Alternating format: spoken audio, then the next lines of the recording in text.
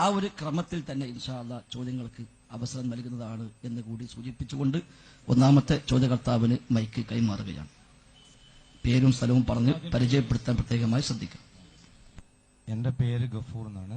ഞാൻ സ്ഥലം നാദാപുരത്തിനടുത്ത് പേരോടാണ്.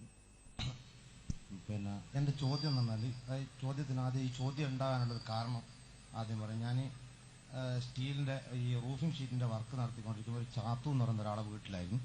അപ്പോൾ ഈ കൊണ്ടുവന്ന് തന്ന ആളെ ഞാൻ ഇവിടുന്ന് പരിചയപ്പെടാൻ വേണ്ടി കുറേ ശ്രമിച്ചു. ആളുടെ നമ്പർ ഞാൻ മേടിച്ചത് സിറാജ് എന്ന് പറഞ്ഞ്. അപ്പോൾ അയാളോട് ഞാൻ ഈ ചാത്തു ഞാനായിട്ട് ഇങ്ങനെ ചർച്ച ചെയ്തപ്പോൾ ചാത്തു എന്ന് പറയുന്ന ആളുണ്ടാക്കിയ ഒരു ചോദ്യമാണിത്. പിന്നെ ഈ ചോദ്യം പിന്നെ ഞാൻ ഉന്നയിക്കാം. കാരണം ഇപ്പൊ നിങ്ങൾ വിളിച്ച് പ്രാർത്ഥിക്കുന്ന ദൈവവും അതേപോലെ തന്നെ പിന്നെ നിങ്ങൾ വിമർശിക്കപ്പെട്ട ദൈവവും, നിങ്ങൾ ആ പുസ്തകത്തിൽ അവിടെ കൊടുത്ത പുസ്തകത്തിൽ തന്നെ വിമർശിക്കപ്പെട്ട ദൈവവും, ഈ ദൈവങ്ങൾ തമ്മിൽ യാതൊരു വ്യത്യാസവും ഞാൻ കാണുന്നില്ല. കാരണം ഒന്ന്, നിങ്ങളുടെ ദൈവങ്ങൾക്ക് കൈ, കാല്, അതേപോലെ തന്നെ പിന്നെ ഭൂമി തൂക്കിപ്പിടിക്കാനും എറിയാനും ഒക്കെ കഴിവുള്ള ഒരു ദൈവത്തെ നിങ്ങൾ വിശ്വസിക്കുന്നു. അതേ കൈ, കാലുകൾ സൃഷ്ടിക്കപ്പെട്ട് അതിന് രൂപം ഉണ്ടാക്കി ഞങ്ങളും ആരാധിക്കുന്നു. അത് പരസ്പര വിരുദ്ധമായി പോവാതിരിക്കാൻ വേണ്ടിയാണ് ഞങ്ങൾ അതിന് രൂപങ്ങൾ ഉണ്ടാക്കപ്പെട്ടത്. കാരണം ഒരു രാജ്യത്ത് അയാളെ മനസ്സുകൊണ്ട് ചിന്തിക്കുമ്പോൾ ആ ദൈവത്തിന്റെ കൈ വേറൊരു കൈയായി പോവാതിരിക്കാൻ വേണ്ടിയിട്ടാണ്. അപ്പോൾ നിങ്ങൾ വിശ്വസിക്കുന്ന ദൈവവും അല്ല നിങ്ങൾ വിളിച്ച് പ്രാർത്ഥിക്കുന്ന ദൈവവും ഞങ്ങൾ വിളിച്ച് പ്രാർത്ഥിക്കുന്ന ദൈവവും തമ്മിലുള്ള വ്യത്യാസം എന്താണ്? ഇതാണ് ഒരു ചോദ്യം. പിന്നെ ഈ പ്രസംഗത്തിൽ നിന്ന് കേട്ട ഒരു ചോദ്യമുണ്ട്. അത് ഉമർ ഫൈസി എന്ന് പറയുന്ന ആള് ഇപ്പോ പ്രസംഗിക്കുമ്പോൾ പറഞ്ഞു 70 ആളുകൾ മുഹമ്മദ് നബി അറിഞ്ഞിരുന്നുവെങ്കിൽ അവർ മരിക്കുകയില്ലായിരുന്നു. അങ്ങനെയാണെങ്കിൽ ദൈവം അറിഞ്ഞിരുന്നല്ലോ. മുഹമ്മദ് നബിക്ക് അനുയായികൾ കുറഞ്ഞ ആ സമയത്ത് ഈ 70 ആളെ നഷ്ടപ്പെടുത്തിയ ദൈവം കുറ്റക്കാരനല്ലേ? ഇതിന് മറുപടി കിട്ടിയിട്ട് ഞാൻ അടുത്ത ചോദ്യത്തിലേക്ക് പോകും. അൽഹംദുലില്ലാഹ്. ആദ്യ ചോദ്യം തന്നെ വളരെ പഠനാർഹമായ ചിന്തനീയമായ ചോദ്യങ്ങളാണ് ഉന്നയിക്കപ്പെട്ടത്. 2 കാര്യങ്ങളാണ് ചോദിക്കപ്പെട്ടത്. രണ്ടാമത്തെ ചോദ്യത്തിന് ആദ്യം മറുപടി പറഞ്ഞ് ആരംഭിക്കാം. ഒന്ന്, ദൈവമാണ് കൽപ്പിക്കുന്നത്. കൽപ്പന അവന്റെ അടിമകളോടാണ്. അടിമകൾ ആ കൽപ്പന പാലിക്കാൻ ബാധ്യസ്ഥരാണ്. അല്ലാഹു തആലാക്ക് അവന് ഇഷ്ടമുള്ളത് എന്തും പ്രവർത്തിക്കാം. ഈ ലോകത്തേക്ക് മനുഷ്യനെ പറഞ്ഞയക്കുമ്പോൾ ആ അല്ലാഹു ദൈവം നിശ്ചയിച്ച ചില വ്യവസ്ഥകളും ചില നിബന്ധനകളും, ആ നിബന്ധനകൾ പ്രകാരം ജീവിക്കാനാണ് നാം കൽപ്പിക്കപ്പെട്ടത്. അതല്ലായിരുന്നുവെങ്കിൽ ആ ചോദ്യം ഒരുപക്ഷെ ഉമർ ഫൈസിയുടെ ആ ഒരു സംസാരത്തിന്റെ പശ്ചാത്തലത്തിൽ മാത്രമല്ല, മറ്റ് ഏത് വിഷയത്തിലും വേണമെങ്കിൽ അതേ ചോദ്യം ഉന്നയിക്കാം. നമ്മൾ റോഡ് സൈഡിൽ നിൽക്കുമ്പോൾ ഒരാൾ റോഡ് ക്രോസ് ചെയ്യുന്നു, ഒരു വാഹനം വന്ന് അയാൾ ഇടിക്കാൻ പോകുന്നു, നമ്മളത് കാണുന്നു, നമ്മൾ മൗനം പാലിച്ചവിടെ നിൽക്കുകയാണ്. നമ്മളെല്ലാവരും പറയും അയാൾ വല്ലാത്തൊരു അക്രമി തന്നെ, ഒന്ന് അയാളെ കൈപിടിച്ചിരുന്നുവെങ്കിൽ രക്ഷപ്പെടുമല്ലോ. നമുക്ക് ഇതേ ന്യായം പറയാം, അപ്പൊ ഞാനെന്തിനാ പിടിക്കുന്നത്, ദൈവം പിടിച്ചോളൂലേ എന്ന് ഇതേ ന്യായം നമുക്ക് അവിടെയും ഉന്നയിക്കാമല്ലോ. ഇനി ഏതിലും നമ്മൾ രാവിലെ ജോലി തേടി പോകുന്നു, ജോലി തേടി പോകാതെ വീട്ടിൽ നിന്ന് ആ ന്യായം പറയാം. ഞാനെന്തിനാ ജോലിക്ക് പോകുന്നത്, ദൈവമല്ലേ വായ തന്നത്, ദൈവമല്ലേ എനിക്ക് വയറ് നിശ്ചയിച്ചത്, ആ ദൈവം തന്നെ ഭക്ഷണവും അതിൽ നിറച്ചോളും, ഞാനിവിടെ ഇരിക്കുകയാണ് എന്ന ന്യായം പറഞ്ഞ് നമ്മളാരും വീട്ടിൽ ഇരിക്കാറില്ല. അതേസമയം ഇതെല്ലാം സംവിധാനിച്ച ദൈവം തന്നെയാണ് നമ്മോട് പറഞ്ഞത് ഇത് ഏത് വിധത്തിൽ ഉപയോഗപ്പെടുത്തണം എന്നുള്ളത്. എങ്ങനെയാണ് വിനിയോഗിക്കേണ്ടത്, എങ്ങനെയാണ് ഉപയോഗപ്പെടുത്തേണ്ടത്, എന്താണ് ചെയ്യേണ്ടത്, എന്താണ് ചെയ്യാൻ പാടില്ലാത്തത് എന്ന ഒരു നിർദ്ദേശം നൽകി മനുഷ്യനെ പരീക്ഷിക്കാനായി ഈ ലോകത്തേക്ക് ദൈവം നിശ്ചയിച്ചയച്ചതാണ്. പരീക്ഷാ ഹാളിലേക്ക് ചോദ്യപേപ്പർ തരുമ്പോൾ ചോദ്യപേപ്പർ തയ്യാറാക്കിയ ആൾക്ക് ഉത്തരം അറിയാത്തതുകൊണ്ടല്ല നമുക്ക് ചോദ്യപേപ്പർ തന്നത്. ഈ കുട്ടി ആലോചിക്കുക, എന്താ ചോദ്യമൊക്കെ അവരുണ്ടാക്കി, അത് പ്രിന്റും ചെയ്തു പാക്കും ചെയ്തു, ഇവിടെ എത്തിച്ച് ഉത്തരം അവർക്ക് എഴുതിയാൽ പോരെ എന്ന് ചിന്തിക്കുന്നതല്ലല്ലോ ബുദ്ധി. നേരെ മറിച്ച് ഈ കുട്ടി എത്ര പഠിച്ചു എന്ന് ടെസ്റ്റ് ചെയ്യാനാണ് ഈ പരീക്ഷ നടക്കുന്നത്. എന്നതുപോലെ ഈ ലോകത്തേക്ക് മനുഷ്യനെ നിയോഗിച്ചത് അവന് പരീക്ഷിക്കാനാണ്. അല്ലദീ ഖലഖൽ മൗത വൽ ഹയാത ലിയബ്ലുവകും അയ്യുക്കും അഹ്സനു അമല. വിശുദ്ധ ഖുർആൻ സൂറത്ത് മുൽക്കിൽ 2-ാമത്തെ വചനത്തിൽ പഠിപ്പിച്ചു, ജീവിതവും മരണവും നിശ്ചയിച്ചത് നിങ്ങളെ പരീക്ഷിക്കുവാനാണ്. എന്താണ് പരീക്ഷണം? അയ്യുക്കും അഹ്സനു അമല, നിങ്ങൾ ആരാണ് ഏറ്റവും നന്നായി പ്രവർത്തിക്കുക എന്ന് നോക്കാനായി ദൈവം ഇങ്ങോട്ട് പറഞ്ഞയച്ചതാണ് നമ്മളെ. അപ്പൊ ആ നല്ല പ്രവർത്തനം എന്ത്, അതിന്റെ ഭാഗമായി നല്ലതേത് ചീത്തയേത് എന്ന് ആ ദൈവം തന്നെ നിശ്ചയിച്ചു തന്നു. ഏതാണ് നല്ലത്, ഏതാണ് ചീത്ത. നല്ലത് ചെയ്താൽ നീ വിജയിക്കും, ചീത്ത ചെയ്താൽ നീ പരാജയപ്പെടും. അതാണ് ഈ ഭൂമിയിലെ പരീക്ഷ. മനുഷ്യനെ ഭൂമിയിലേക്ക് നിയോഗിച്ച ദൈവം ഒരു പരീക്ഷ എഴുതാൻ പറഞ്ഞയച്ചു.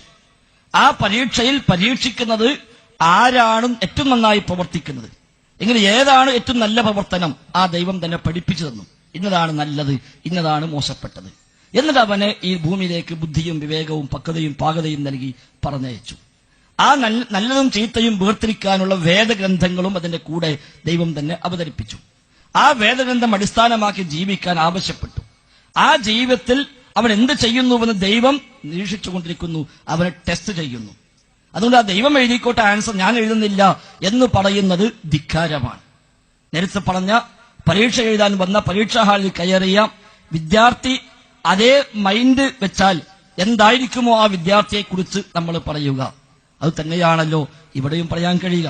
അതുകൊണ്ട് ദൈവത്തിന് എന്തും ചെയ്യാം, ദൈവത്തിന് ആരും രക്ഷപ്പെടുത്താം, ദൈവത്തിന് ആരെയും എന്തു നൽകും, അവരുടെ ജീവിതത്തിൽ ഇടപെടാം. അതൊക്കെ ദൈവത്തിന് സാധിക്കും. സാധിക്കാത്തത് കൊണ്ടല്ല ദൈവം അവിടെ രക്ഷപ്പെടുത്താതിരുന്നത്. എന്നാൽ മുഹമ്മദ് നബി അവിടെ രക്ഷപ്പെടുത്താതിരുന്നത് സാധിക്കാത്തത് കൊണ്ട് തന്നെയാണ്. അതാണ് വ്യത്യാസം. 70 ആളുകളെ തന്റെ മുന്നിൽ നിന്ന് കൂട്ടിക്കൊണ്ടുപോയി. അദ്ദേഹം വിശദീകരിച്ചുവല്ലോ പ്രസംഗത്തിൽ. റഅല്, റക്വാൻ എന്നീ കുടുംബങ്ങൾ വന്ന് ഞങ്ങളുടെ നാട്ടിൽ ധാരാളം ആളുകൾ ഇസ്ലാമിലേക്ക് കടന്നു വരുന്നു, അവർക്ക് മതം പഠിപ്പിക്കാൻ അവിടെ സംവിധാനമില്ല, ആളുകളില്ല. അതുകൊണ്ട് കുറച്ച് ആളുകളെ ഞങ്ങളെ കൂടെ പറഞ്ഞയക്കണം എന്ന് പറഞ്ഞപ്പോൾ ഏറ്റവും നല്ല ഖുർആകളായ ഖുർആൻ നന്നായി അറിയുന്ന 70 ആളുകളെ റസൂലുള്ളാഹി സ്വല്ലല്ലാഹു അലൈഹി വസല്ലമ അവരുടെ കൂടെ പറഞ്ഞയക്കുന്നു. അങ്ങനെ അവരെ കൊണ്ട് പോകുന്നു. യഥാർത്ഥത്തിൽ അവർ വഞ്ചകന്മാരായിരുന്നു. അപ്പൊ അവിടെ ദൈവം ഇടപെട്ടില്ല. എന്തുകൊണ്ട്? ഇത് പരീക്ഷാ ഹാൾ, അത് ടെസ്റ്റാണ്. മുഹമ്മദ് നബി ഇടപെട്ടില്ല. എന്തുകൊണ്ട്? മുഹമ്മദ് നബിക്ക് അറിയില്ല ഇവർ വഞ്ചകന്മാരാണ് എന്നുള്ളത്. ഇവർ വഞ്ചകന്മാരാ, ചതിയന്മാരാ എന്നറിയില്ല. അറിഞ്ഞിട്ടല്ല പറഞ്ഞയച്ചത്. അറിഞ്ഞിട്ട് പറഞ്ഞയച്ചാൽ ഒരു അന്യായത്തിന്, ഒരു അക്രമത്തിന് കൂട്ടുനിന്നു എന്ന് പറയേണ്ടി വരും. പോകുന്ന സ്വഹാബിമാർ എല്ലാവരും ഔലിയാക്കന്മാരാണ്. അവർക്ക് ആർക്കും മനസ്സിലായില്ല ഞങ്ങളെ കൊല്ലാൻ കൊണ്ടുപോവുകയാണ്. എല്ലാവരും ഈ 70 ആളും ഔലിയാക്കന്മാരാണല്ലോ. ഔലിയാക്കളല്ലാത്ത ആരും ആ പോകുന്ന കൂട്ടത്തിലില്ല. അവർക്കാർക്കും മറഞ്ഞ കാര്യം മറിഞ്ഞില്ല. നബിയോ സഹാബത്തോ അവരോട് പറഞ്ഞതുമില്ല. കുപ്പിയകത്തുള്ള വസ്തുവിനെ പോലെ കാണാൻ ഞാൻ നിങ്ങളുടെ കൽഭാഗമെന്നോ അവർ, അത് നിങ്ങളെ കൽബ് ഞങ്ങൾക്കൊക്കെ അറിയാം, ഞങ്ങളെ വഞ്ചിക്കാനൊന്നും പറ്റില്ല എന്ന് പറഞ്ഞ് അവരാരും ഒട്ട് ഇടപെട്ടതുമില്ല. അപ്പോൾ മുഹമ്മദ് നബി സ്വല്ലല്ലാഹു അലൈഹി വസല്ലം തങ്ങളോ ആ പോകുന്ന സ്വഹാബിമാരോ അവിടെ പ്രതികരിക്കാതിരുന്നത് അക്കാര്യം അറിയാത്തത് കൊണ്ടാണ്. ദൈവം പ്രതികരിക്കാതിരുന്നത് അറിയാത്തത് കൊണ്ടല്ല, അറിഞ്ഞ് അള്ളാഹുവിന്റെ ചില തത്വങ്ങൾ, അവന്റെ ചില രഹസ്യങ്ങൾ അതിന് പിന്നിലുണ്ട്. ആ രഹസ്യം നടപ്പാക്കുന്നതിന്റെ ഭാഗമായി ദൈവം അവിടെ ആ നിലക്കുള്ള ഒരു പണി ഉണ്ടാക്കിയെന്ന് മാത്രം. ഇതാ മറ്റു ചില രംഗങ്ങളിൽ ദൈവം ഇടപെട്ടിട്ടുണ്ട്. മുഹമ്മദ് നബിക്ക് വിഷം കൊടുക്കാൻ ശ്രമിച്ച ആളുകളുണ്ട്. ജൂതന്മാർ മുഹമ്മദ് നബിയെ വീട്ടിലേക്ക് വിരുന്നൂട്ടിയിട്ട് വിഷം കൊടുക്കാൻ ശ്രമിച്ചു. അവിടെ അള്ളാഹു തന്നെ ഇടപെട്ടു. ജിബ്രീലിനെ പറഞ്ഞയച്ചു, മലക്കിനെ പറഞ്ഞയച്ചു. എന്നിട്ട് പറഞ്ഞു നബിയെ കഴിക്കരുത്, വിഷം കൊണ്ട്. നബി എന്തുകൊണ്ട് കഴിക്കാൻ പോയി? നബിക്ക് അറിയാത്തത് കൊണ്ട്. അള്ളാഹു എന്തുകൊണ്ട് ഇടപെട്ടു? അള്ളാഹ്ക്കറിയാം. മറ്റൊരുത്തൊന്നും എന്തുകൊണ്ട് അള്ളാഹു ഇടപെട്ടില്ല? അറിയാത്തത് കൊണ്ടല്ല, റബ്ബിനറിയാം. അവിടെ റബ്ബിന്റെ മശീഅത്ത്, അവന്റെ ഉദ്ദേശം ആ നിലക്കായിരുന്നു. റബ്ബ് അതിൽ അതുകൊണ്ട് ആ നിലക്കാണ് ഇടപെട്ടത്. മുഹമ്മദ് നബിയെ വിഷം കൊടുത്ത് കൊല്ലാൻ ശ്രമിച്ചിടത്ത് അള്ളാഹു തല ഇടപെട്ടു.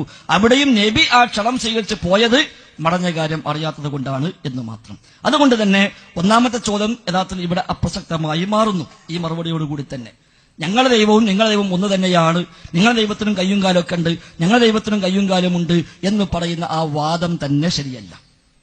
ഇവിടെ മനുഷ്യ ദൈവങ്ങളായി പരിചയപ്പെടുത്തപ്പെടുന്ന ആരാണെങ്കിലും, അത് ജീവിച്ചിരിക്കുന്നവരോ മരിച്ചവരോ ആകട്ടെ, മനുഷ്യ ദൈവങ്ങളോ സൃഷ്ടി ദൈവങ്ങളോ ആയി പരിചയപ്പെടുത്തപ്പെടുന്ന ഏത് ദൈവമാണെങ്കിലും അവക്കുള്ള കയ്യ്, കാല്, കണ്ണ്, നാക്ക് തുടങ്ങിയ ആ വക അവയവങ്ങളൊന്നും ഇസ്ലാം പരിചയപ്പെടുത്തുന്ന ദൈവത്തിനില്ലേ ഇല്ല. ആ ഒരൊറ്റ അവയവും ദൈവത്തിനില്ല. എന്ന് അള്ളാഹുവിന്റെ വിശേഷണങ്ങളായി അവയെ പരിചയപ്പെടുത്തിയിട്ടുണ്ട്. അതാണ് വ്യത്യാസം. അള്ളാഹുവിന്റെ യദ്, അവന്റെ വജ്ഹ്, അവന്റെ ഐന് തുടങ്ങിയ പ്രയോഗങ്ങൾ ഖുർആനിലും ഹദീസിലും ധാരാളമായി കാണാൻ കഴിയും. അത് അള്ളാഹുവിന് നമ്മളൊക്കെ മനസ്സിൽ വിചാരിക്കുന്ന പോലത്തെ കൈയുണ്ട് എന്നോ കാലുണ്ട് എന്നോ അല്ല. അതാണ് ആ സുഹൃത്തിനെ താങ്കളടക്കമുള്ള ആളുകൾ പറഞ്ഞ് ബോധ്യപ്പെടുത്തി കൊടുക്കേണ്ടത്. ഞങ്ങൾ വിതരണം ചെയ്ത ജീവിതം എന്തിനു വേണ്ടി എന്ന പുസ്തകത്തിലും ആ നിലയ്ക്ക് തന്നെയാണ് അതിനെ പരിചയപ്പെടുത്തിയത്. അതുകൊണ്ട് തന്നെ ഇവിടെ ആ ദൈവത്തിന് ചില വിശേഷണങ്ങളെയാണ് അവിടെ പരിചയപ്പെടുത്തുന്നത്. അല്ലാതെ മനുഷ്യൻ മനസ്സിൽ കാണുന്ന കയ്യും കാലും കണ്ണും കാതുമുള്ള ഒരു ദൈവത്തെ എല്ലാ ഇസ്ലാം പരിചയപ്പെടുത്തി. അങ്ങനത്തെ ഒന്നില്ല. മാത്രവുമല്ല വലം യകുല്ലഹു കുഫുവൻ അഹദ്, അവന് തുല്യനായി ആരും തന്നെ ഇല്ല എന്ന് വിശുദ്ധ ഖുർആൻ വ്യത്യസ്ത ശൈലികളിൽ ഖുർആനിൽ പരിചയപ്പെടുത്തിയിട്ടുണ്ട്. സൃഷ്ടികളിൽ ഒന്നിനോടും ദൈവം തുല്യമാകുന്നില്ല. സൃഷ്ടികളെ എന്തെങ്കിലും ഒന്ന് ദൈവത്തിനുണ്ട് എന്ന് പറഞ്ഞാൽ തന്നെ അത് ദൈവത്തെ നിഷേധിക്കലായി മാറി, ദൈവത്തെ ആ സൃഷ്ടിയോട് തുല്യപ്പെടുത്തലായി മാറി. അത് സൃഷ്ടികളെ ഒന്നും, അറിവാവട്ടെ, കഴിവാവട്ടെ, കാഴ്ചയാവട്ടെ, കേൾവിയാകട്ടെ, സന്തോഷമാകട്ടെ, കോപമാകട്ടെ, എന്താണെങ്കിലും ദൈവത്തെപ്പറ്റി ഇസ്ലാം പരിചയപ്പെടുത്തിയ, പ്രമാണങ്ങൾ പരിചയപ്പെടുത്തിയ എന്തെല്ലാം വിശേഷണമുണ്ടോ അതൊന്നും സൃഷ്ടികളുടെ ഒരു വിശേഷണവുമായും ഒരർത്ഥത്തിലും സാമ്യതയുള്ളതല്ല. ഉദാഹരണം, ദൈവം കോപിക്കും, ഖുർആൻ പഠിപ്പിച്ച കാര്യമാണ്. നമ്മളൊക്കെ കോപിക്കുന്നു, അപ്പൊ ഞാനും ദൈവം ഒരുപോലെയാണ് എന്ന് പറയാൻ പറ്റുമോ? ഇല്ല. ദൈവം സന്തോഷിക്കും, ഖുർആൻ പഠിപ്പിച്ച കാര്യമാണ്. നമ്മൾ സന്തോഷിക്കുന്നു, ഒരുപോലെയാണെന്ന് പറയാൻ കഴിയുമോ? ഇല്ല. ദൈവം സംസാരിക്കും, നമ്മൾ സംസാരിക്കുന്നു, രണ്ടും ഒരുപോലെയാണെന്ന് പറയാൻ കഴിയുമോ? ഇല്ല. എന്നാൽ മറ്റു ദൈവങ്ങളെല്ലാം ഈ സൃഷ്ടികളുടേതായ ഗുണങ്ങൾ, വിശേഷങ്ങൾ ഉൾക്കൊള്ളുന്നവയാണ്. സൃഷ്ടികളുടെ ഗുണങ്ങളിൽ പൂർണ്ണമായും അന്യനാണ്, ആ ഗുണങ്ങളിൽ പൂർണ്ണമായും അപ്പുറത്താണ്. ഇസ്ലാം പരിചയപ്പെടുത്തുന്ന ഈ ലോകത്തിന്റെ മുഴുവൻ രക്ഷിതാവായ ആകാശഭൂമികളെ സൃഷ്ടിച്ച, സംവിധാനിച്ച, പരിപാലിക്കുന്ന സൃഷ്ടികർത്താവിനെ ഇസ്ലാം പരിചയപ്പെടുത്തിയത് എന്നാണ് ചുരുക്കി സൂചിപ്പിക്കാനുള്ളത്. കൂടുതൽ ആവശ്യമുണ്ടെങ്കിൽ അദ്ദേഹം ചോദിക്കട്ടെ. ഈ ആദ്യം പറഞ്ഞ മറുപടിയിൽ പിന്നെ പറഞ്ഞ ഒരു കാര്യമാണ്, മുഹമ്മദ് നബി അഥവാ പ്രവാചകൻ അറിഞ്ഞിരുന്നില്ല, ദൈവം അറിഞ്ഞിരുന്നു. ഞാൻ ചോദിക്കുന്നത്, പ്രവാചകനും അറിഞ്ഞിരുന്നില്ല എന്ന് പ്രവാചകൻ എവിടെയെങ്കിലും പറഞ്ഞിട്ടുണ്ടോ?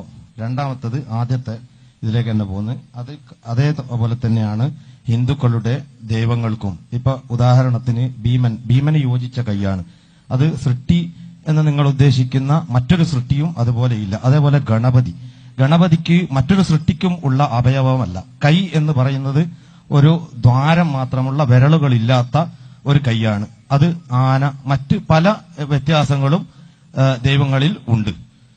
നിങ്ങൾ ഈ ഉത്തരം വരുമെന്ന് അദ്ദേഹം മുൻകൂട്ടി കണക്കാക്കിയിട്ട് ആ ഉത്തരം കൂടി എഴുതിയിട്ടാണ് ഇത് തയ്യാറാക്കി തന്നത്. കാരണം ഇത്തരം ആശയങ്ങൾ കേൾക്കുന്ന ഒരാളാണ് അയാൾ.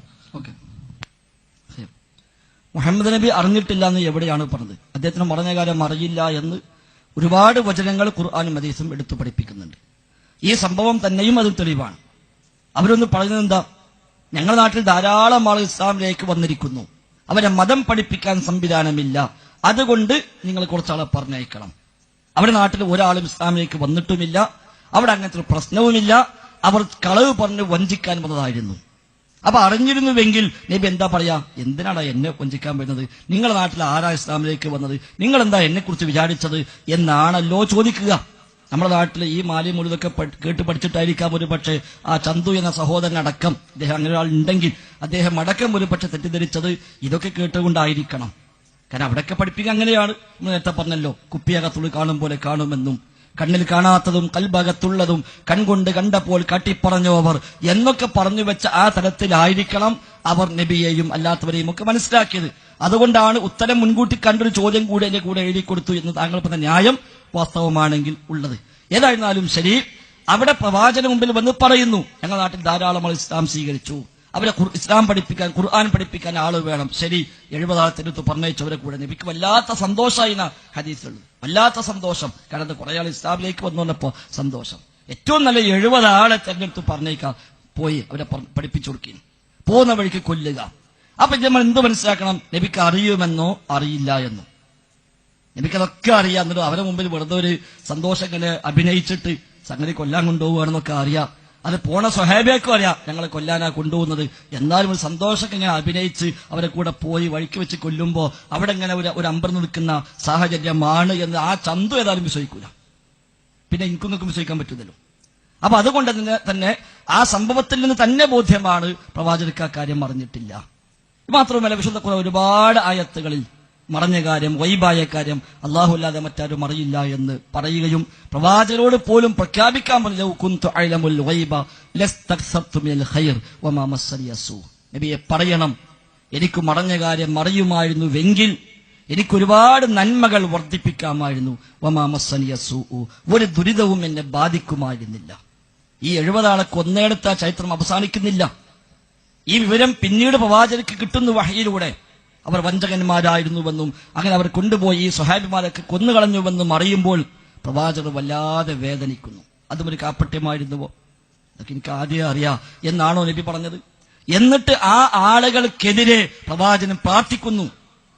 അല്ലാഹുവേ, റഅയിൽ നിൽക്കുവാൻ കുടുംബങ്ങളെ, ഗോത്രങ്ങളെ നീ നശിപ്പിക്കണേ, ശിക്ഷിക്കണേ എന്ന് പറഞ്ഞുകൊണ്ട് 5 വഖത്ത് നമസ്കാരങ്ങളിൽ റസൂലുള്ളാഹി സ്വല്ലല്ലാഹു അലൈഹി വസല്ലം തങ്ങൾ ദുആ ചെയ്യുന്നു, ഖുനൂത്ത് നിർവഹിക്കുന്നു. അവസാനം അല്ലാഹ് ആയത്തിറക്കുന്നു, ലൈസ ലക മിനൽ അംരി ഷൈഉൻ, താങ്കൾക്ക് അങ്ങനെ ഒരു സമുദായത്തെ നശിപ്പിക്കാൻ പറയാൻ താങ്കൾക്ക് അവകാശമൊന്നുമില്ല. റബ്ബ് നശിപ്പിക്കുകയോ റബ്ബ് ശിക്ഷിക്കുകയോ റബ്ബ് പുറത്തു കൊടുക്കുകയോ അതൊക്കെ റബ്ബിന്റെ ഇഷ്ടമാണ്, താങ്കൾക്ക് അങ്ങനെ പറയാൻ അധികാരമില്ലെന്ന് പറഞ്ഞ് അല്ലാഹു തആല ആയത്തിറക്കുന്നു. അപ്പൊ അതിനെന്തു മനസ്സിലാക്കാം? നബിക്ക് അറിയുമെന്നോ അറിയില്ല എന്നോ? അതിലെ കാര്യം വ്യക്തമാണ്. രണ്ടാമത് പറഞ്ഞ വിഷയത്തിൽ ഇൻഷാ അല്ലാഹ് അതേപോലെ ശരി ചില ഭാഗങ്ങൾ കൂടി അതിലേക്ക് കൂട്ടിച്ചേർത്തുകൊണ്ട് സംസാരിക്കും.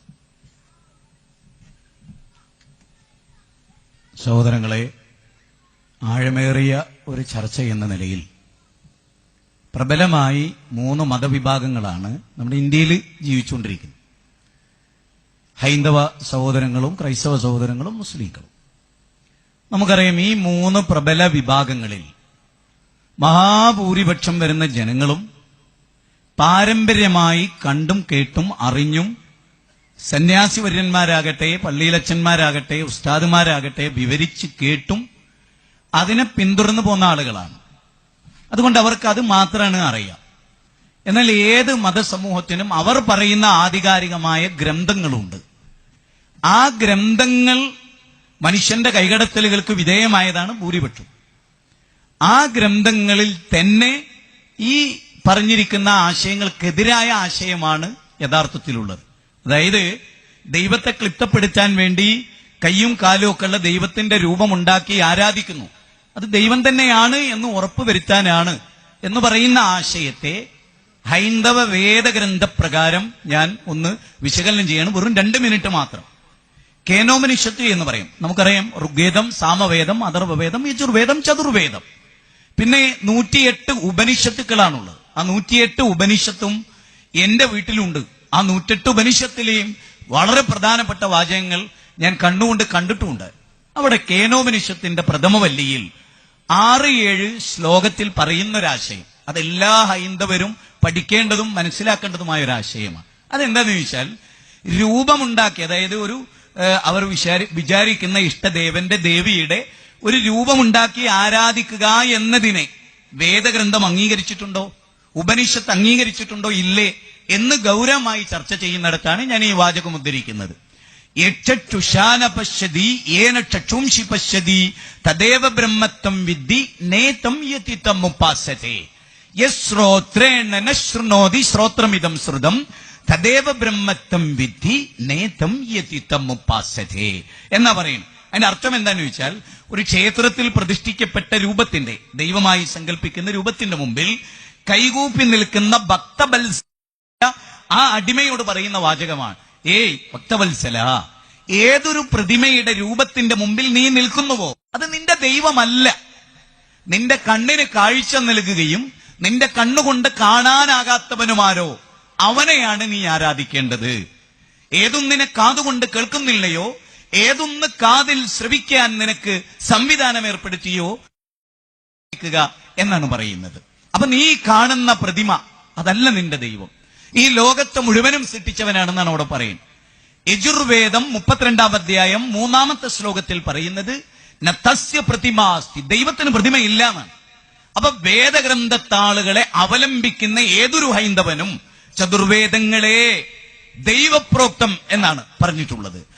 സ്വാമി വിവേകാനന്ദൻ പറഞ്ഞിട്ടുള്ളത്, വിവേകാനന്ദ സാഹിത്യ സർവസ്വം അതിന്റെ വിവിധ വോള്യങ്ങളിൽ അദ്ദേഹം പറഞ്ഞിട്ടുള്ള ചതുർവേദങ്ങളെ ദൈവികമായി കണ്ടുകൊണ്ട് അവതരിപ്പിക്കുന്നതാണ് സന്യാസിവര്യന്മാരെല്ലാം. ആ ചതുർവേദങ്ങളിൽ പറഞ്ഞിരിക്കുന്നത് തസ്യ പ്രതിമാസ്തി, ദൈവത്തിന് പ്രതിമയില്ല, അതുകൊണ്ട് രൂപം ഉണ്ടാക്കുക എന്നത് ശരിയല്ല. ഇപ്പൊ നിങ്ങൾക്കറിയാം, ഈ ശിവഗിരി ആശ്രമത്തിലെ വളരെ പ്രഗത്ഭനായ സുഹൃദാനന്ദ സ്വാമികൾ, ഞാനും അദ്ദേഹം ഒരു പ്രോഗ്രാമിൽ പങ്കെടുത്തപ്പോൾ ഞാൻ ചോദിച്ചു, സ്വാമിജി, ബിംബാരാധന രൂപമുണ്ടാക്കി വെക്കുക, ഒരു ഏകാഗ്രതയ്ക്ക് വേണ്ടി ഉണ്ടാക്കി വെക്കുക എന്നൊരു ന്യായീകരണമുണ്ടല്ലോ, അത് വേദഗ്രന്ഥം പ്രൊമോട്ട് ചെയ്തതാണോ എന്നാണ് ഞാൻ അദ്ദേഹത്തോട് ചോദിച്ചത്. അദ്ദേഹം എന്നോട് പറഞ്ഞു, നമ്മൾ മാത്രം ഇരിക്കുന്ന ഒരു സദസ്സായതുകൊണ്ട് പറയാം, വേദങ്ങളിൽ ഒരിടത്തും ബിംബമുണ്ടാക്കി വെക്കുക എന്നൊരു തത്വമില്ല. എന്നിട്ട് അദ്ദേഹം പറഞ്ഞെന്നറിയോ, ചെറിയ കുട്ടികൾ കളിപ്പാട്ടൊക്കെ കളിക്കുമല്ലോ, കുറെ കാലം കഴിയുമ്പോൾ അവരത് ഒഴിവാക്കും. അതുപോലെ ശരിക്കും പഠിക്കാത്ത ആളുകൾ, ദൈവത്തെക്കുറിച്ച് പഠിക്കാത്ത ആളുകൾക്ക് ഒരു ഏകാഗ്രത കിട്ടാൻ വേണ്ടിയിട്ടാണ് അത് വെക്കുന്നത്. അറിവ് വന്നു കിട്ടിയാൽ ആ ബിംബത്തെ അവർ ഒഴിവാക്കിക്കൊള്ളും. സത്യത്തിൽ ഒരു ഹൈന്ദവനും ബിംബാരാധന ഒഴിവാക്കിയിട്ടല്ല മരിക്കുന്നത്, ആ ബിംബാരാധനയുമായിട്ടാണ് മരിക്കുന്നത്. വേദഗ്രന്ഥം വളരെ കൃത്യമായി പറയുന്നു, ബിംബത്തെ വെച്ച്, സ്തൂപങ്ങളെ വെച്ച്, സ്ഥൂലങ്ങളെ വെച്ച് ആരാധിക്കുക എന്നത് വൻ പാപമായിട്ടാണ് വേദഗ്രന്ഥം പഠിപ്പിക്കുന്നത്. നമുക്കൊരാളോട് സ്നേഹം, സൈഡ് സ്റ്റാൻഡ് തട്ടാതെ പോയ ഒരാളോട് സൈഡ് സ്റ്റാൻഡ് തട്ടിയിട്ടില്ല. അവന്റെ മതം നോക്കാറില്ല, ജാതി നോക്കാറില്ല. ഒരൊറ്റ ശ്ലോകം കൂടി പറഞ്ഞുകൊണ്ട് ഞാൻ അവസാനിപ്പിക്കുകയാണ്. ഇവിടെ ഉപനിഷത്തിലെ ഏറ്റവും ശ്രദ്ധേയമായ ഈശാവാസോപനിഷത്തിന്റെ 12ാമത്തെ ശ്ലോകത്തിൽ പറയുന്നത്, അന്തം തമഹാപ്രവിശം തീയെ സംപൂത്യമുപാസതേ തദോഭൂയ ഇബദേ ഇഹു സംപൂദ്യം രഥഃ. ഈശാവാസോപനിഷത്ത് പറയുന്നത് എന്താ പറയൂ, സൃഷ്ടാവിനെ അല്ലാതെ അവന്റെ സൃഷ്ടികളെ ആരെ നീ ആരാധിച്ചാലും ഘോരാന്തകാരമായ നരകത്തിലാണ് നിന്റെ താവളം. ഘോരാന്തകാരമായ നരകം. സൃഷ്ടിപൂജ, പിതൃമാനവാദികളെ ആരാധിച്ചാൽ ഘോരാന്തകാരമായ നരകത്തിലാണ് ഉണ്ടാവുക. പിന്നെ ആരെ ആരാധിക്കേണ്ടത്? അതും പറയുന്നുണ്ട്. അത് ഋഗ്വേദത്തിന്റെ 10ാം മണ്ഡലം 121ാമത്തെ സൂക്തത്തിൽ പറയുന്നത്, ലോകത്തെ പഠിപ്പിച്ച ഹിരണ്യഗർഭഃ സമവർത്തദാഗ്രേ ഭൂതസ്യജാത പതിരേക ആസീത് സദാധാര പൃഥ്വിയും ദ്യാമുദേവായ കശ്മൈ ദേവായ ഹവിഷാവിദേമാംന. 7 ആകാശങ്ങളെയും 7 ഭൂമിയെയും ഏതൊക്കെ നിങ്ങൾ ആരാധിക്കുന്ന, നിങ്ങൾ സൃഷ്ടികളിൽ ആരാധിക്കുന്ന, അവരൊക്കെ ആശ്രയിക്കുന്ന പരമാരാധ്യൻ, ആ പരമാരാധ്യനെയാണ് ആരാധിക്കേണ്ടത്. അവന്റെ രൂപം നിങ്ങൾ കണ്ടിട്ടില്ല, അവന്റെ അവയവങ്ങൾ നിങ്ങൾ കണ്ടിട്ടില്ല, നിങ്ങൾക്ക് കണ്ണിന് കാഴ്ച നൽകിയവനാണ് അവൻ എന്ന് തീർത്തു പറയുന്നു. ബൈബിളും പറയുന്നു ആ ദൈവത്തെ ഒരു നാളും ഒരാളും കണ്ടിട്ടില്ല. ഖുർആനും പറയുന്നു ആ ദൈവത്തെ ഒരു നാളും ഒരാളും കണ്ടിട്ടില്ല. ദൈവത്തിന്റെ രൂപം ഇന്നതാണെന്ന് നമ്മളോട് പറഞ്ഞു. കയ്യും കാലും ഒക്കെ നമ്മൾ ഉണ്ടാക്കി വെച്ചത് ദൈവം വേദഗ്രന്ഥത്തിൽ വിവരിച്ചിട്ടാണോ? എന്റെ രൂപം ഇതാണ് എന്ന് കാണിച്ചിട്ടാണോ? അല്ല, ഒരിക്കലുമല്ല. അതുകൊണ്ടത് ഡെപ്ത്, ആഴമേറി പഠിക്കേണ്ട ഒരു സബ്ജക്റ്റാണ്. സമയത്തിന്റെ പരിധി കൊണ്ട് ഞാൻ ചുരുക്കുകയാണ്. അറിയാൻ ആഗ്രഹിക്കുന്നവർക്കൊരു വിവരണമായി എന്നും ഞാൻ വിചാരിക്കുന്നു. അള്ളാഹു നമുക്ക് സത്യത്തിലേക്ക് വഴി നടത്തിയ സത്യത്തിൽ ഉറച്ചു നിന്നും ഇരിക്കാൻ തൗഫീക്ക് ചെയ്യുമാറാകട്ടെ.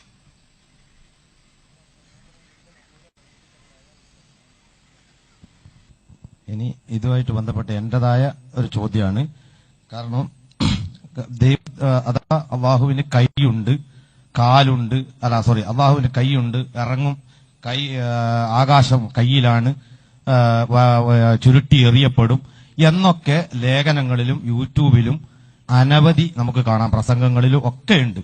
അത് എങ്ങനത്തെ കൈയാണ്, എങ്ങനത്തെ കാലാണ്, അല്ലെ എങ്ങനത്തെ ഇറക്കമാണ്, എങ്ങനത്തെ ചുരുട്ടി എറിയലാണ്? അതൊന്ന് വിശദീകരിച്ചാൽ നന്നാവും.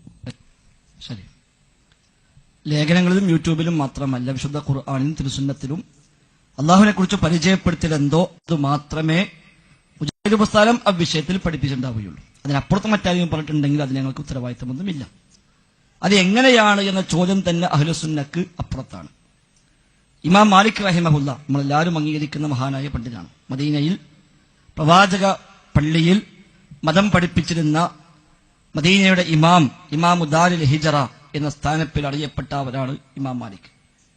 അദ്ദേഹത്തോട് ആൾ ചോദിച്ചു, അർ റഹ്മാൻ അലൽ അർശിസ്തവ എന്ന് വിശുദ്ധ ഖുർആന പ്രയോഗം 7 or 8 സ്ഥലത്ത് വ്യത്യസ്ത ശൈലികളിൽ പഠിപ്പിച്ചിട്ടുണ്ട്. പരമകാരുണികനായ റബ്ബ് സിംഹാസനസ്ഥനായിരിക്കുന്നു എന്നാണ് അർത്ഥം.